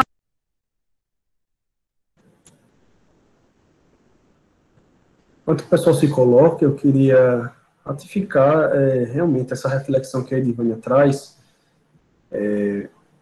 no sentido de pensar mais como é o dia a dia da saúde do trabalhador, como deveria ser. E pensar trabalho e processo de trabalho é fundamental para o entendimento do que a gente chama de processo de saúde-doença, ou nesse caso específico, a forma como ele se expressa no desgaste do trabalhador, que é uma categoria teórica, vamos dizer assim, aprendida pela Asa Cristina Laurel, que eu citei aqui na minha fala, aquela mexicana naturalizada, e ela conseguiu perceber isso a partir de conversa com os trabalhadores lá no México, e viu, como a Edivânia também já colocou, que nem sempre é uma doença bem delimitada, nem sempre é um acidente, uma fratura, um dedo mutilado, um esmagamento, mas um processo de desgaste que vai minando as energias físicas e psíquicas do trabalhador. E aí eu me lembrei de um exemplo que eu sempre trabalhava quando era professor de especialização em saúde do trabalhador. Então a gente sempre trazia essa questão do processo de trabalho, um exemplo bem didático, que eu acho que reforça isso que a Edivânia colocou. Por exemplo, o SUS, eu acho que alguns de vocês devem saber, mas como tem alunos de vários períodos, o SUS está organizado em níveis de complexidade e de atenção à saúde. O primeiro nível é a atenção básica, que é um postinho de saúde que a gente vê tradicionalmente, né, onde funcionam as equipes de saúde da família. Bem, nesse nível de atenção, você deveria ter o potencial de resolver 80% dos problemas de saúde da população, se ele fosse financiado adequadamente, etc. Tem uma série de fatores. Mas nesse nível de atenção, você tem uma aproximação do médico, do enfermeiro, do cirurgião dentista, dos agentes comunitários de saúde com pessoas de uma área delimitada, né, que estão ali ao redor do posto de saúde. E aí você vai fazer consultas, né, um processo de anamnese, que é entrevista, né, é o trabalhador de saúde fazendo questões, perguntando sobre a história de vida daquela pessoa assistida. E tem um caso emblemático que é o seguinte: você começa a fazer anamnese e o indivíduo diz que está com sintomas como, por exemplo, tosse produtiva, febre à tarde, os filhos também começaram a ter tosse, sintomas que, naquele contexto, dão a entender que é uma tuberculose. E aí você institui um tratamento, o médico vai lá e institui um tratamento para tuberculose, tratamento tradicional. Mas nesse processo de anamnese, é um estudo de caso que a gente trabalhava, faltou o levantamento de uma categoria decisiva para o processo de saúde-doença, que é o processo de trabalho. Até nesse exemplo se perguntou o trabalho atual daquele indivíduo, mas é importante se investigar os processos de trabalho que ele atravessou ao longo da sua vida, porque muitas vezes aquilo que você está exposto hoje vai se manifestar na sua saúde daqui a 30, 40 anos. E esse indivíduo, no nosso caso aqui em questão, ele tinha trabalhado na mineração. E na mineração tem um problema de saúde muito comum, que na medida que você quebra a pedra, que você quebra o minério, isso gera poeira. E essa poeira a gente respira e vai se acumulando nos pulmões. É um termo um pouco difícil, mas a gente chama de pneumoconiose, que traduzindo significa acúmulo de poeira no pulmão. Pneumoconiose é um termo genérico, existem várias pneumoconioses, a depender do tipo de poeira que você está respirando. A mais comum, talvez uma das mais agressivas, é a silicose, onde a poeira é acílica. Então, portanto, silicose é acúmulo de sílica no pulmão. Um indivíduo que está com silicose, que era o caso, nesse exemplo, ele não vai responder ao tratamento tradicional da tuberculose. Ele precisa do acréscimo de mais 3 drogas. Então, vejam só o que é que acontece. Ao não se investigar, ou ao não se considerar a categoria trabalho e processo de trabalho, você institui medidas de intervenção ineficazes. Esse indivíduo, inclusive, pode continuar transmitindo a tuberculose. E o principal, você perde a chance de disparar processos de vigilância em saúde do trabalhador. Por quê?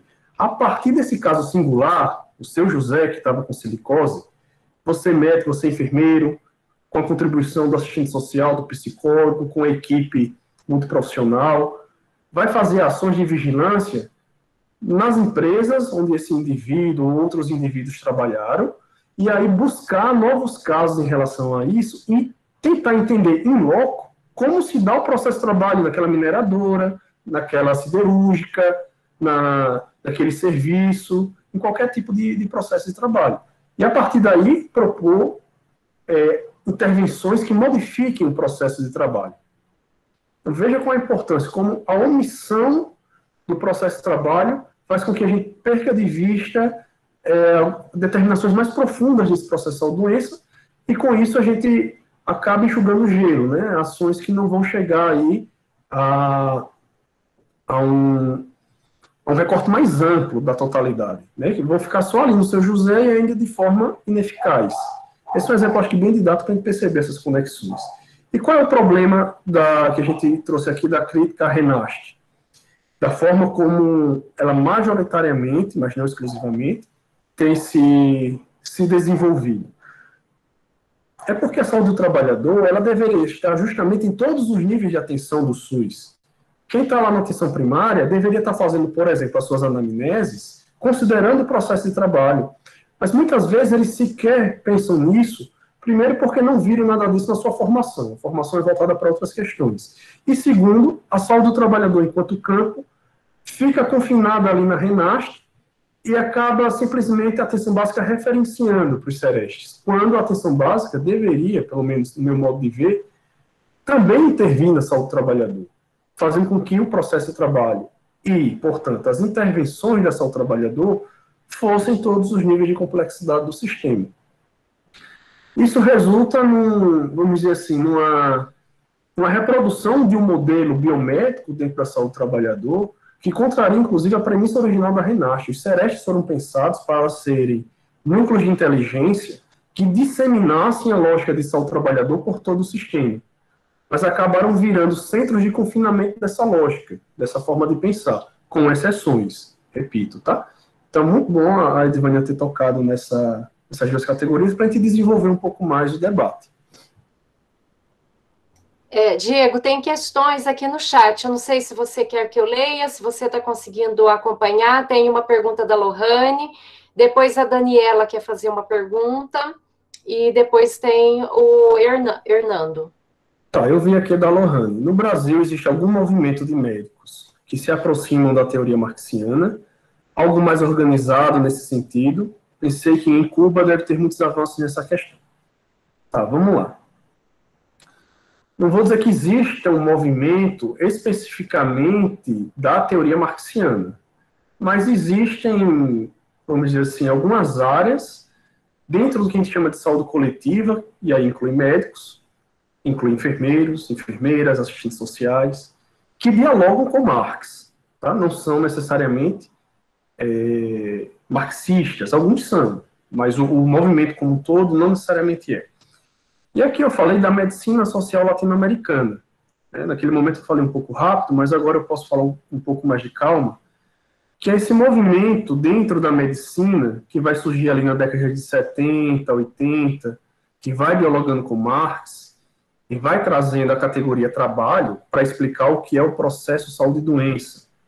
E aí talvez, além da mexicana Cristina Laurel, que eu já falei aqui, com a discussão do desgaste operário, tem um equatoriano, Jaime Breire, que ele traz a discussão de determinação social da saúde, dialogando com Marx. E aí ele tem um grupo lá em Quito, no Equador, que é referência para o entendimento da epidemiologia a partir dos parâmetros de Marx e outros teóricos também, não é só Marx não. E no Brasil, esse movimento, que originalmente é com médicos, ele vai se expandir e vai formar o que a gente chama hoje de saúde coletiva.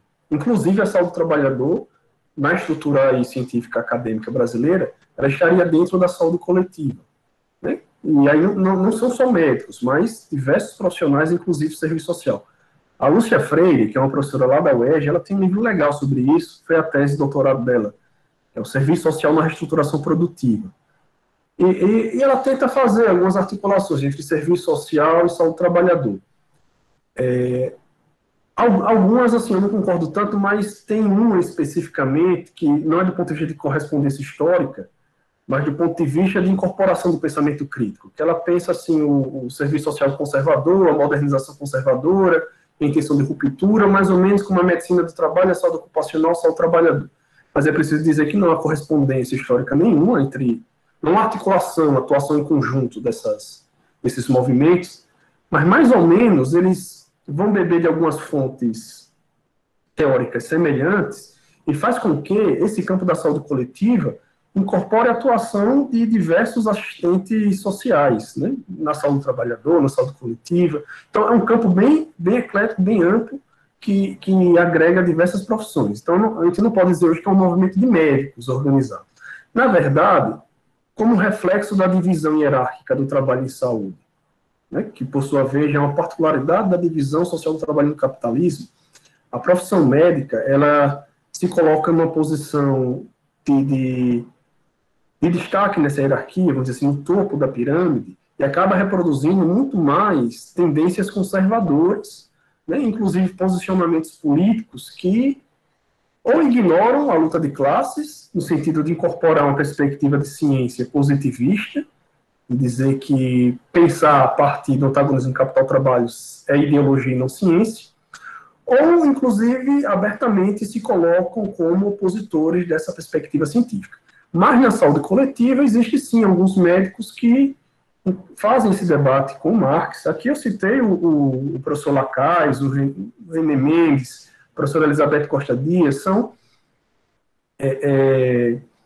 médicos que dialogam com o pensamento crítico, vamos assim colocar de uma forma bem ampla.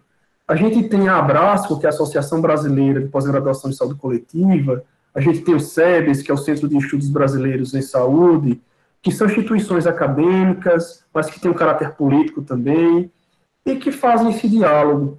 E o SUS, o próprio movimento da reforma sanitária, ele é um desdobramento daquela discussão da medicina social latino-americana, incorporando uma nova perspectiva de saúde e, portanto, entendendo o seguinte, vejam só, se a saúde não é meramente um processo biológico, as nossas ações de saúde precisam ser muito mais do que remédios, cirurgias, consultas individuais. As nossas intervenções de saúde precisam ser intervenções sociais, coletivas.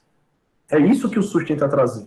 A gente precisa sair do foco da doença e se antecipar a ela, promover saúde e prevenir agravos. Esse é um mote metodológico fundamental do SUS, conforme ele foi concebido, que surge desses movimentos, com significativa contribuição da Abrasco e do SEBS. Nesse movimento, também a gente vai ter médicos que se aproximam da perspectiva marxista, tá? E com outras também. E isso se constitui num processo que dá origem ao SUS, e o SUS tenta operacionalizar essa perspectiva, mas, é claro, com os limites do que é possível se fazer no âmbito burocrático estatal. Né? Então, nem todas essas discussões da medicina social latino-americana, elas encontram a margem de operacionalização, porque a gente está dentro de um sistema que precisa reproduzir o antagonismo capital-trabalho e que, portanto, coloca o campo da saúde do trabalhador como muito vulnerável aos modelos hegemônicos.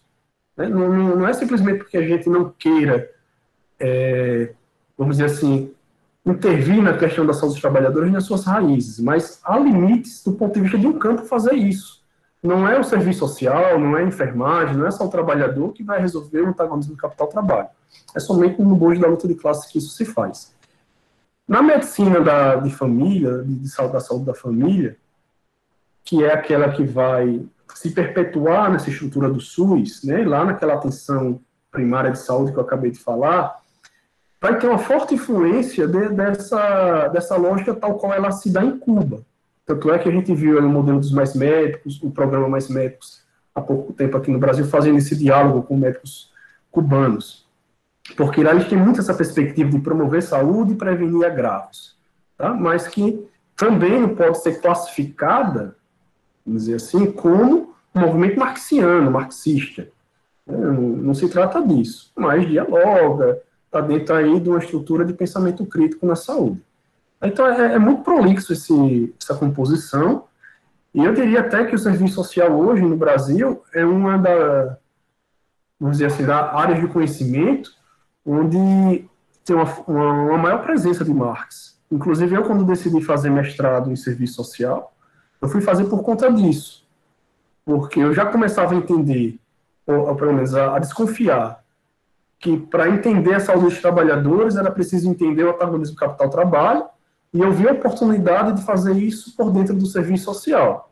É claro que mesmo no serviço social também há invasão do conservadorismo, há todos os problemas que em todas as áreas existem. Mas ainda é uma das áreas, posso dizer assim, sem medo de estar equivocado, que tem uma aproximação com Marx muito maior do que a medicina ou a enfermagem, que são áreas que eu dialogo também. Obrigada, Diego. Acho que a Daniela, né, agora. Isso. Eu estava aqui pensando, enquanto o Diego estava falando, está cortando minha fala, porque minha internet está meio ruim hoje. Está ótimo, está dando para entender. Então, que eu nunca tinha parado para pensar que no SUS não tem um espaço igual tem para outros programas, né? A saúde do trabalhador não tem o mesmo espaço, né, de outras áreas da saúde. Então, eu fiquei pensando na questão dos sindicatos, né? Porque a gente sabe que na Europa o sindicato foi muito importante na questão da saúde do trabalhador, né? Na luta pela saúde do trabalhador. E a gente sabe que no Brasil o sindicato ele não foi da mesma forma, né? Ele é diferente. Então, no Brasil, muitas vezes o sindicato ele propõe até a saúde privada, né? Através dos planos de saúde, ele chega a propor nas empresas isso.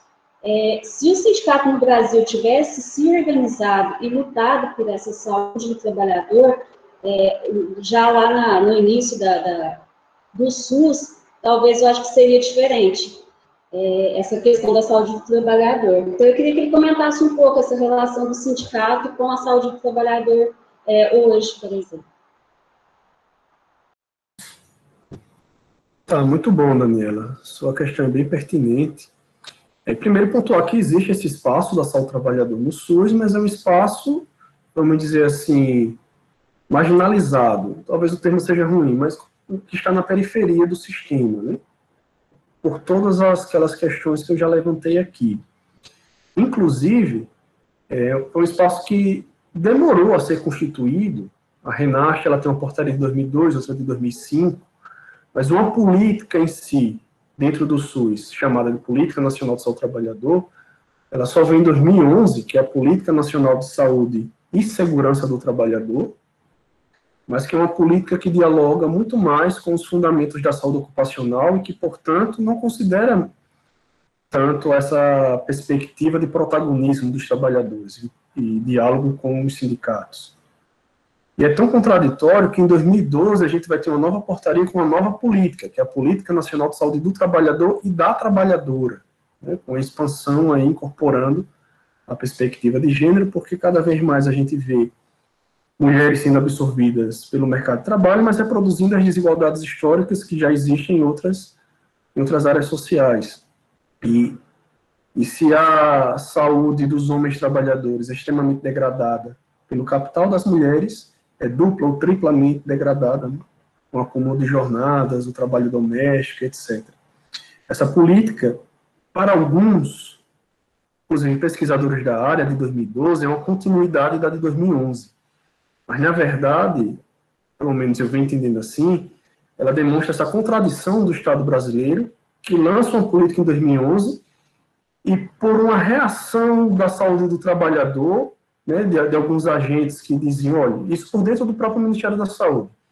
Essa coisa de saúde e segurança é mais ligada à saúde ocupacional, a saúde do trabalhador é outra coisa. Então, lança-se uma política em 2011, que já é com um atraso enorme em relação à Constituição de 88, e lança-se outra em 2012, as duas coexistem, uma não anula a outra, e essa segunda não é uma continuidade da primeira. Ela tenta se aproximar da saúde do trabalhador. Então, enquanto uma está ligada mais à saúde ocupacional, a outra tenta recuperar a saúde do trabalhador e tenta dar esse espaço de diálogo com os sindicatos, tentando resgatar aquilo que já estava lá na década de 80. Se a gente volta para a década de 80, a gente vai ter o Departamento Intersindical de Estudos de Saúde do Trabalho e Meio Ambiente, se não me engano, que é o DIESAT. E a gente vai ter também setores da CUT, da Central Única dos Trabalhadores, atuando fortemente com investigações de saúde do trabalhador. Ali existia um movimento sindical que dialogava muito com os programas de saúde do trabalhador. E isso, de alguma forma, chega na reforma sanitária, chega no iníciozinho da reforma sanitária no SUS. Mas, como o Lacaz coloca, depois há um divórcio. E aí, as bases sociais da reforma sanitária são fragilizadas. E isso vai se reproduzindo até hoje. Há exceções. Aqui eu preciso citar o Fórum Intersindical de Saúde, Trabalho e Direito, lá do Rio de Janeiro, onde a gente tem formações constantes de cursos para os trabalhadores, um pouco resgatando aquela perspectiva dos cursos intersindicais do movimento operário italiano nas décadas de 1960 e 1970, e onde se envolvem ali lideranças sindicais de vários sindicatos, de centrais sindicais diferentes, mas isso não é orgânico, são experiências pontuais. E a gente precisa perceber, primeiro, entender a crise dos sindicatos é um lado da moeda. A crise dos sindicatos, sobretudo nesse movimento de reestruturação produtiva, desde os anos 70, no caso brasileiro, um pouquinho mais à frente, mas que vai ter consequências extremamente graves do ponto de vista da organização política dos trabalhadores. Veja, esse movimento que a gente há tempos vê, do trabalhador cada vez mais, no primeiro momento é chamado de colaborador, de cooperado, e agora de empreendedor, né? O trabalhador uberizado, existe aí uma ideologia que tenta convencê-lo de que ele não é mais trabalhador.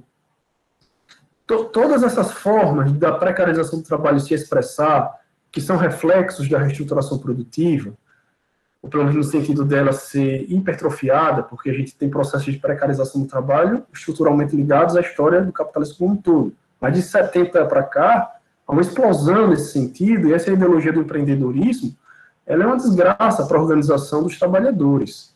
Né? E as contrarreformas, a reforma trabalhista de 2017, contra a reforma trabalhista no Brasil de 2017, que coloca o negociado prevalecendo sobre o legislado. Então, tem uma série de fatores que fazem com que a organização dos trabalhadores seja dificultada. Então, esse é um lado da moeda importante também. A cooptação dos sindicalistas, né, lideranças sindicais que antes estavam no fronte de luta, passam a ocupar cargos burocráticos, a ter um trânsito aí nas estruturas do Estado, e o movimento enfraquece ou toma outro caminho.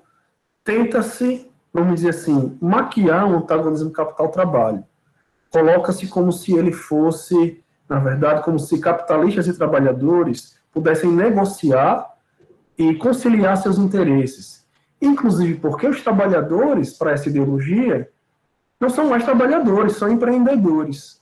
Então, no caso da uberização do trabalho, quando você tem um motorista da Uber, você tem ali pressuposto uma relação trabalhista entre empreendedores. Né? A Uber tem ali um conjunto de empreendedores e você, trabalhador, entre aspas, autônomo, também é um empreendedor. Então, não se constitui um contrato de trabalho formal, tradicional ou típico.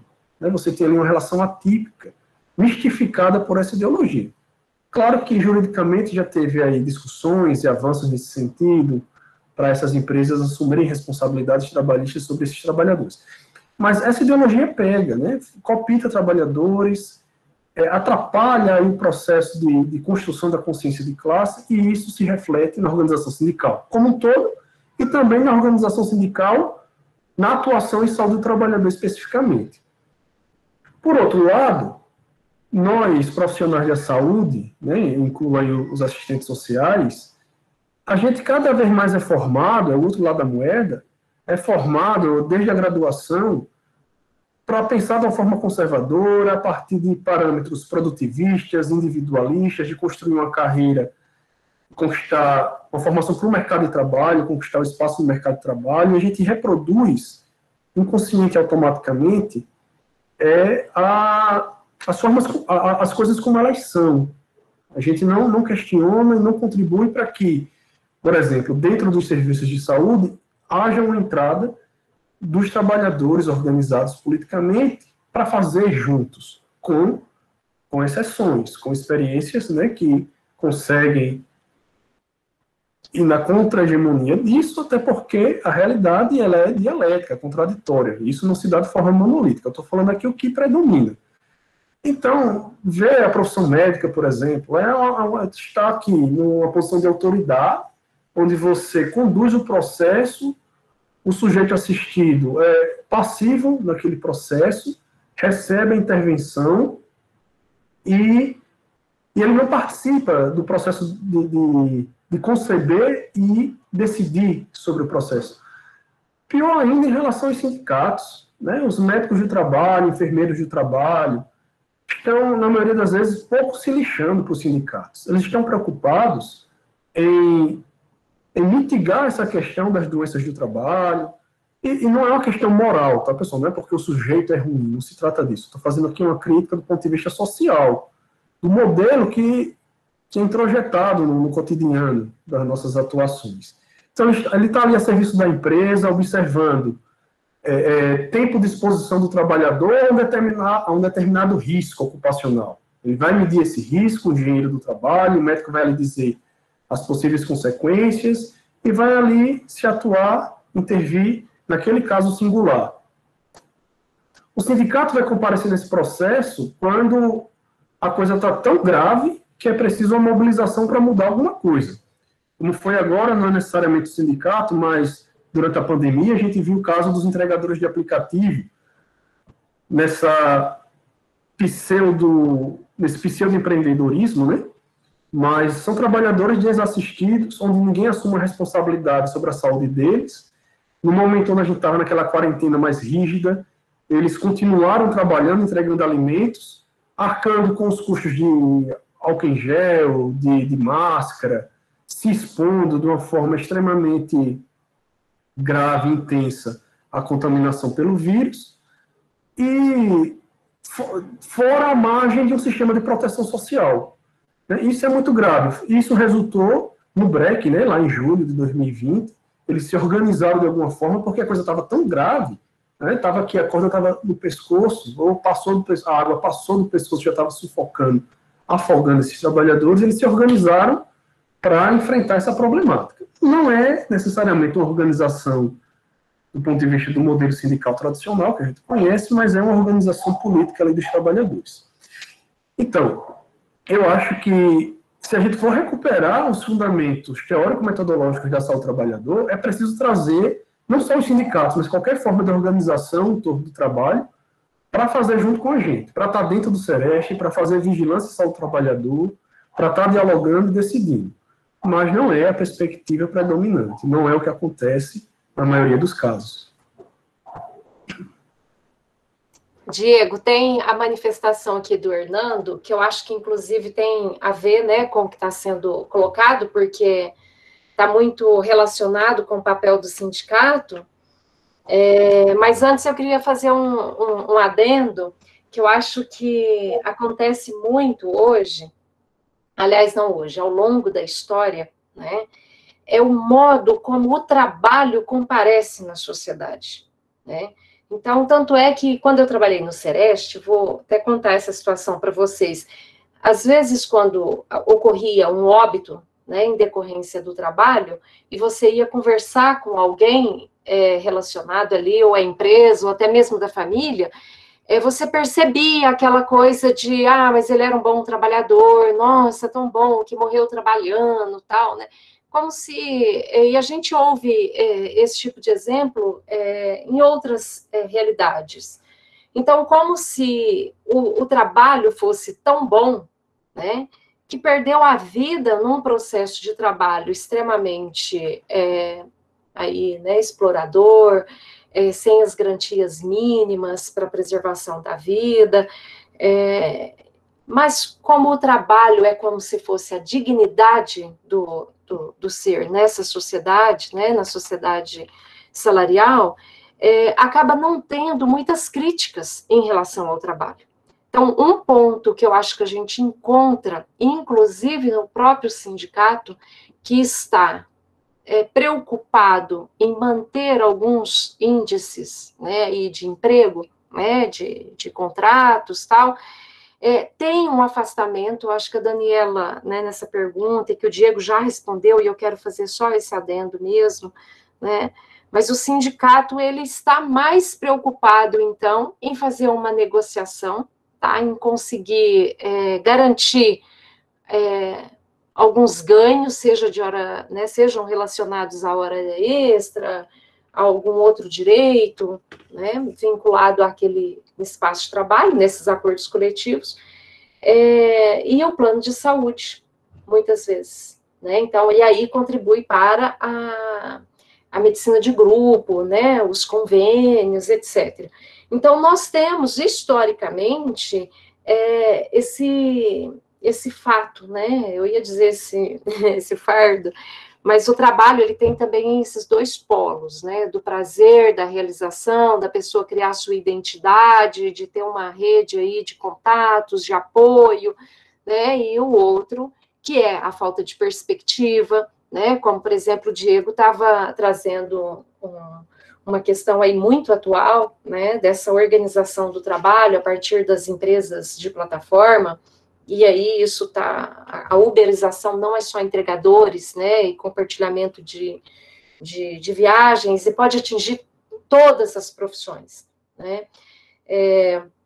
Então, ele trouxe esse exemplo, né, inclusive aí desse break que teve, mas que o Galo, inclusive em uma live, que é um dos organizadores, ele diz que a elite empresarial, vamos dizer assim, junto com a polícia, né, rodoviária, aplicou muitas multas, né, e as multas por obstrução de trânsito é em torno aí de 5, 6 mil reais. Então, para alguns é o valor da moto, né. Então, esse é um outro fator também, né, que tem criado impedimentos para a atuação sindical em frente às fábricas, nos ambientes de trabalho diversos. Por quê? Porque essa aplicação de multas, né, essa atuação jurídica a favor das empresas, tem gerado uma intimidação. A gente viu isso aqui em Franca muitas vezes, né, inclusive o sindicato não podia fazer ações aí em frente a algumas fábricas, tal, sobretudo aquelas mais fortes, né, porque senão seria multado, e multas altíssimas. E com a reforma trabalhista, né, que a gente chama de deforma, em 2017, você tem uma perda significativa do financiamento, né? Além disso, a par do financiamento dos sindicatos, a perda da contribuição de um dia de trabalho, além de uma outra mudança, que é o que a pessoa começa a trabalhar, ela tem que assinar que ela vai se vincular ao sindicato. E isso se faz, muitas vezes, no departamento de pessoal, né? Então, a pessoa já fica intimidada, porque o modo como se faz a pergunta, se você vai se sindicalizar, tal, é como se fosse já uma ameaça. E a pessoa que está premida, né, para manter o emprego, tal, ela acaba tendo comportamentos para dizer, não, eu preciso continuar aqui e tal. Então, essa é uma mudança também, né? Tira a contribuição de um dia de trabalho, coloca o vínculo, a vinculação sindical a partir da assinatura, né, da coisa formal, não é mais automático, né? Além disso, tem inúmeras outras mudanças que modificam os contratos de trabalho, né, as formas contratuais, como os ambientes podem ter, por exemplo, o autônomo exclusivo, o trabalho intermitente, enfim, o trabalho por tempo determinado, né, aumenta de 3 meses para 6 meses. Então, a gente tem aí uma miríade de mudanças que conformam. Eu queria só trazer essa questão, Diego, porque eu acho que os sindicatos, né, além do que você já colocou, vem sofrendo esses impactos com a forma como o trabalho é visto na sociedade, né? Então, se você faz muitas cobranças, se você faz muitas reivindicações, você vai contra, muitas vezes, o que está sendo colocado. E aqui é uma cidade pequena, a gente viu isso muitas vezes, por exemplo, com fábricas que ficam ameaçando. Então agora a gente vai sair de Franca, a gente vai para o Nordeste, né? A gente vai e faz isso na mídia, e faz uma satanização do sindicato, né? E isso não é só a nível da mídia e para a sociedade, isso tem uma atuação direta com os trabalhadores e trabalhadoras que estão recebendo isso, que estão absorvendo, né? E esse atraso histórico, que eu acho que isso tem que ser dito, né? Um atraso histórico do movimento sindical nas questões de saúde do trabalhador e da trabalhadora. Isso é um fato. Né? Se você pega desde o início do século XX, a primeira lei de acidentes de trabalho é realmente uma resposta ao processo de sindicalização, né? Que vem com a lei em 1907 e tal, a Revolução Russa de 1917, então você tem aí o reconhecimento dos acidentes de trabalho como passíveis de intervenção, mas saúde mental e um protagonismo mais atuante, a gente verifica que até os dias atuais isso enfrenta ainda muitas dificuldades. Acho que na década de 80, 90, a gente tem esse protagonismo do DIESAT, da formação feita, né, com os vários sindicatos, isso é muito importante, né, essa formação, esse debate, porque as pessoas não conhecem, né, chega uma pessoa, eu fiz um trabalho de extensão no sindicato, e chega uma pessoa que sofreu um acidente de trabalho e tal,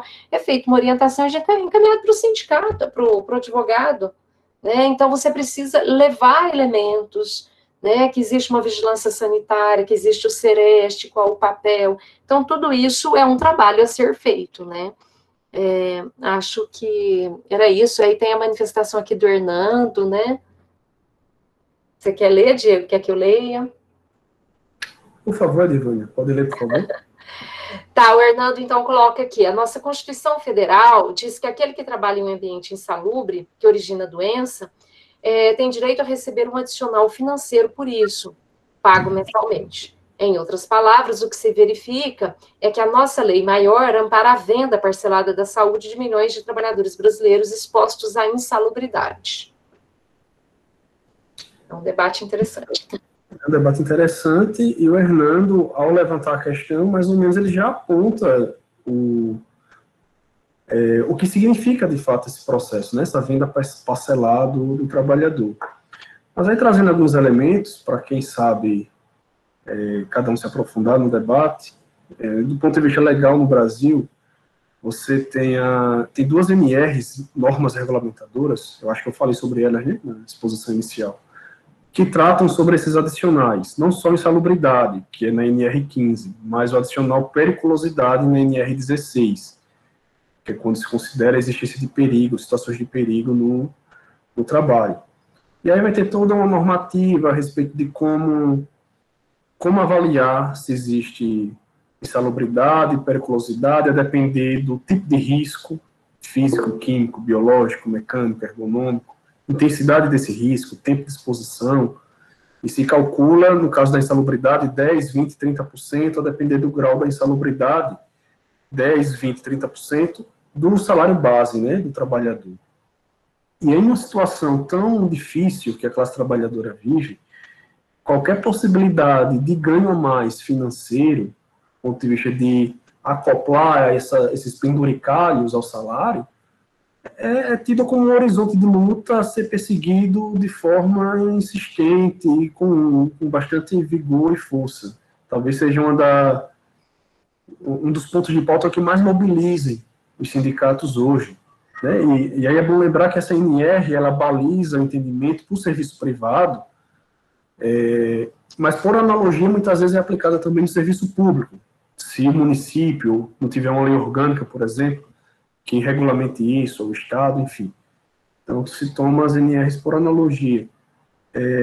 Mas aí eu lembro já o próprio movimento operário italiano, que já fazia uma discussão sobre isso, eles chamavam de monetização do risco. Porque, vejam só, é mais ou menos como se a gente estivesse dizendo ao trabalhador, ó, você vai adoecer, o trabalho é insalubre, tá? Você vai adoecer, você vai estar aqui respirando benzeno, e você vai adoecer e provavelmente você vai morrer de leucemia. Mas a gente vai te pagar pequenas parcelas para você se expor a esse risco. E aí esse adicional, na verdade, ele é incorporado como salário pelo trabalhador. Ninguém vai separar esse adicional todo mês para lá na frente, daqui a 30, 40 anos, gastar para recuperar a saúde que perdeu trabalhando. Né? Todo mundo gasta como salário. E segundo, você acaba numa lógica realmente de monetizar o risco, porque não tem uma estratégia de eliminação do risco, de transformação do trabalho em algo salubre e livre de perigos. Não. O adicional insalubridade e o adicional periculosidade significam aceitar que o trabalho é insalubre, aceitar que o trabalho seja perigoso, mas compensar financeiramente, de forma muito mesquinha, inclusive, né, compensar financeiramente essa questão, essa exposição.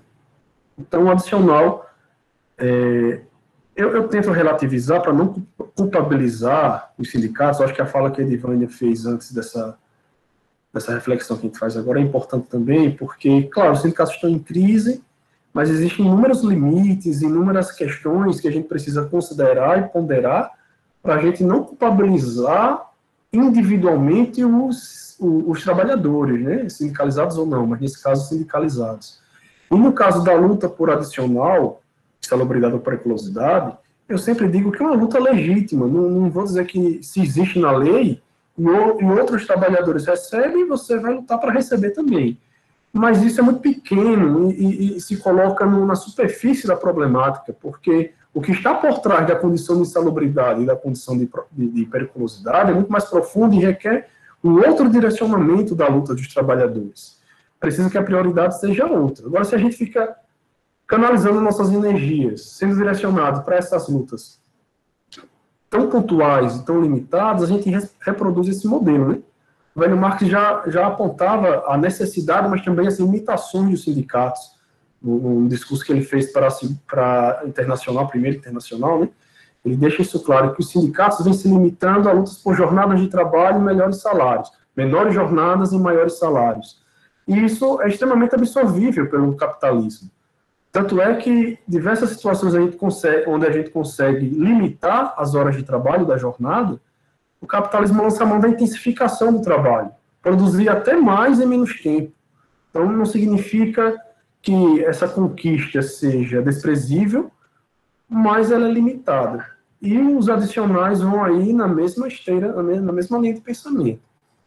E diria até que numa lógica ainda mais grosseira e descarada, no sentido de parcelar realmente a tua perda de saúde, né? Dizer, olha, você vai adoecer, mas a gente vai te compensar com 10, 20, 30% a mais do teu salário. Agora, em determinado momento, nem isso passa a ser concretizado e é preciso que a gente, enquanto trabalhador, se organize para conquistar até essas migalhas que o capitalismo coloca aí no horizonte de possibilidade, né, que passa a permear o imaginário de conquistas dos sindicatos, né, e se estabelece como isso seja o topo do possível. Vamos conseguir aqui a insalubridade, e com isso, nós, da direção do sindicato, vamos garantir, inclusive, nossa eleição na próxima gestão e perpetuar aqui nossa relação política de poder dentro do sindicato.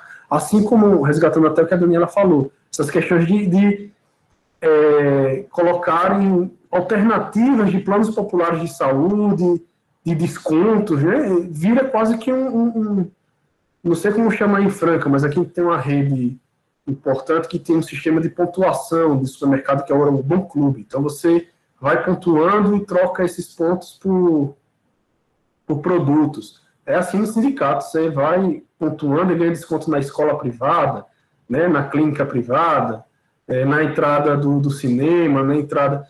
E isso passa a ser a pauta de luta de muitos sindicatos, garantir essas questões que fragilizam, inclusive, o SUS, porque na medida que você coloca para o trabalhador alternativa de um plano popular de saúde, você está dizendo para ele, olha, o SUS realmente não dá certo, tem que privatizar isso daí, porque... Mas não se diz que, olha, o SUS não é que não dá certo, mas ele tem limites, porque ele é sabotado diuturnamente. Então, vamos aqui nós, sindicato, junto com outros sindicatos, junto com outros movimentos sociais, lutar para que o SUS consiga ampliar um pouco a sua margem de atuação.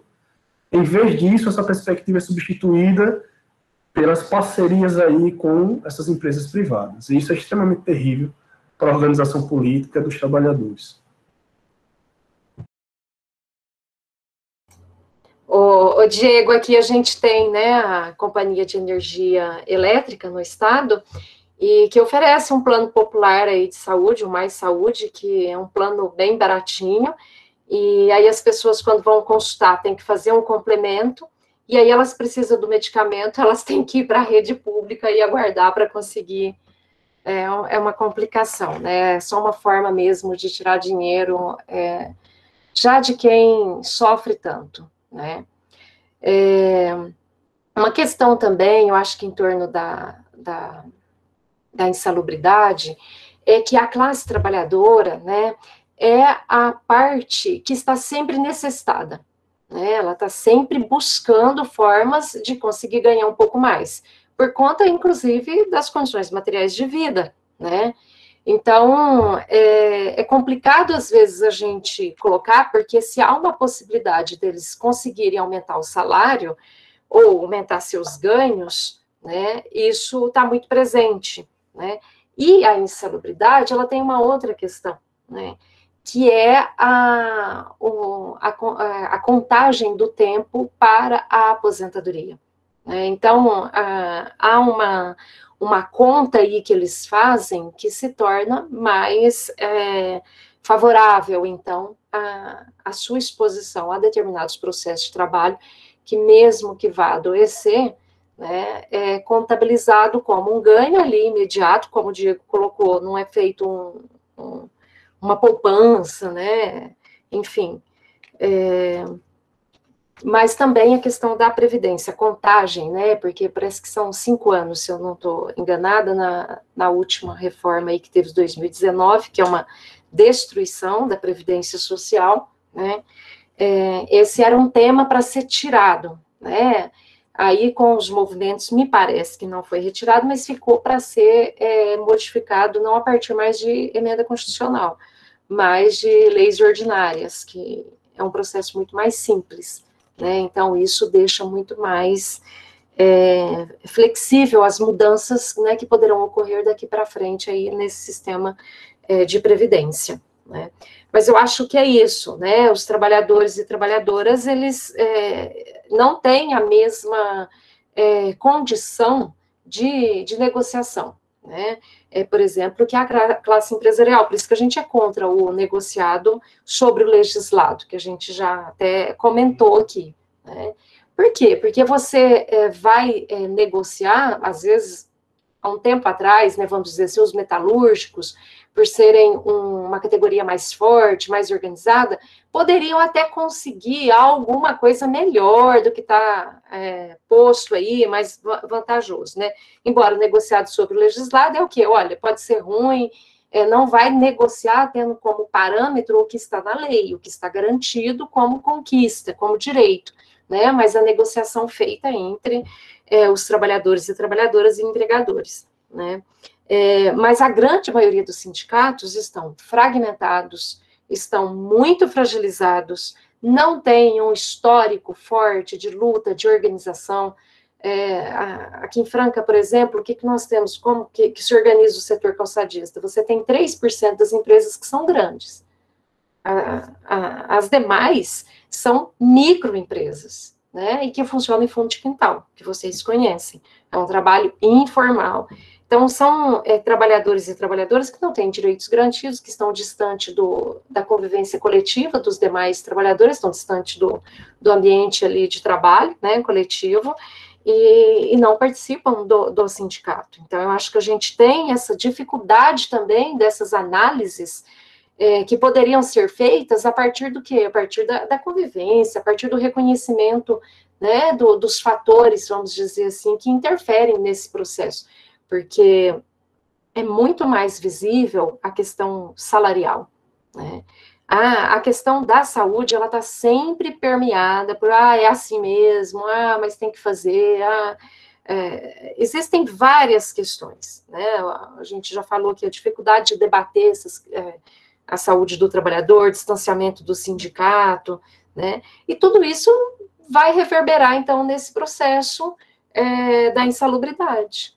Né? A classe trabalhadora, como eu estava dizendo, ela está sempre premida por conseguir ganhos, né, que possam melhorar minimamente. Nós não estamos falando que vai melhorar absurdamente, é alguma coisinha a mais aí no seu cotidiano, na sua vida, né?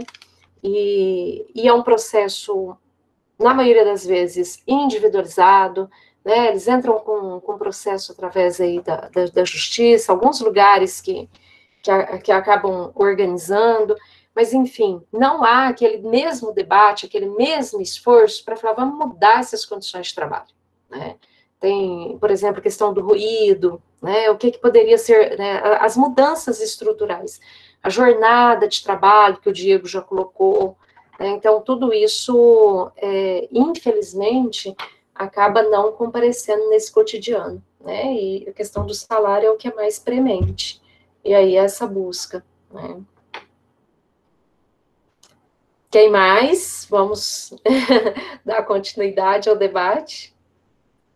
Ivânia, eu queria recomendar 3 documentários. Fica à vontade, Diego.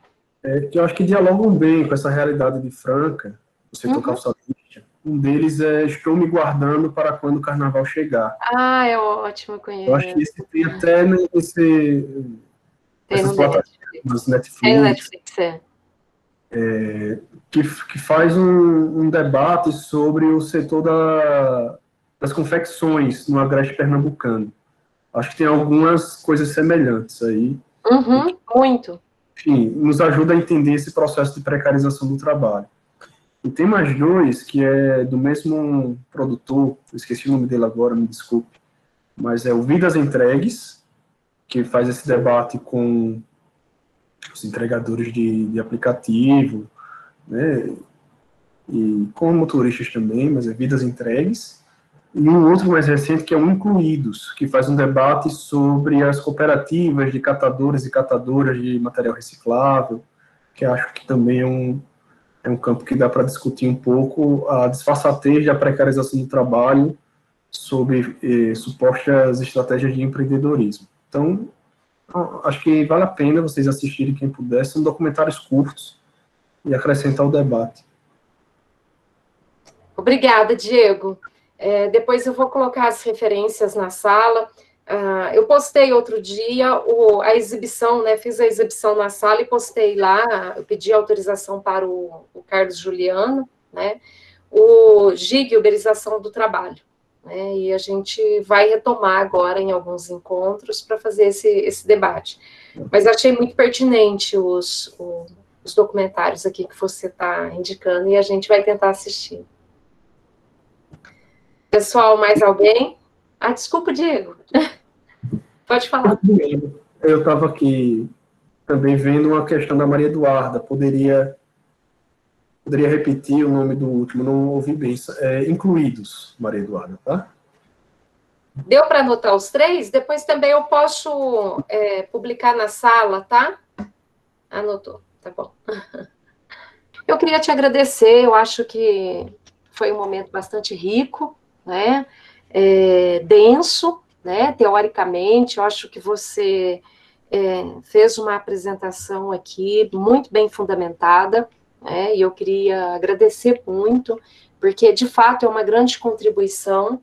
E a gente espera que mais pessoas depois possam ver esse vídeo, inclusive para contribuir de alguma forma com a formação continuada, né, inclusive de trabalhadores e trabalhadoras da saúde, porque uma questão que a gente também verifica é que há um distanciamento, inclusive cultural, né, de trabalhadores da saúde desse campo, muitas vezes por falta de formação.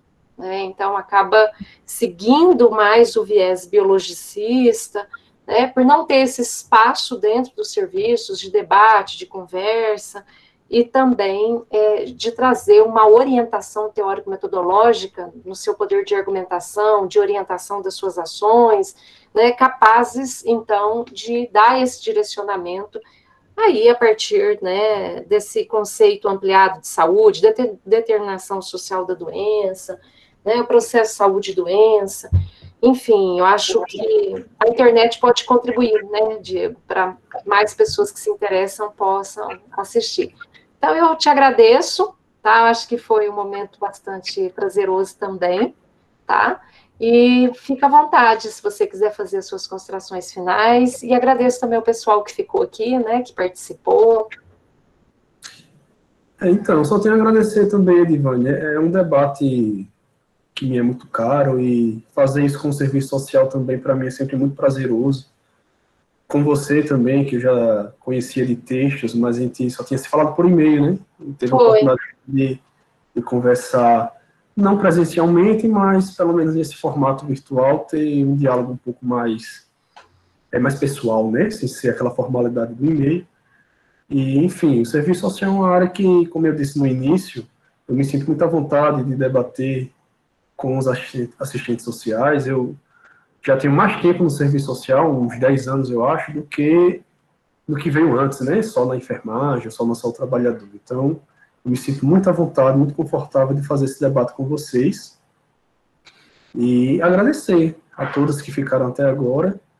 Eu acho que a gente cria aí um diálogo que não precisa se esgotar aqui, tá? Eu fico à disposição por e-mail, por outras formas de contato, quem sabe daqui a pouco em algum evento juntos, mas eu fico à disposição para a gente dialogar e aprender, trocar ideias, porque é um momento de aprendizado também para mim, ouvir a Edivânia, com as questões de vocês, dos alunos e alunas, trazendo particularidades da realidade aí que vocês vivem em Franca, tudo isso acrescenta a nossa construção também como pesquisador.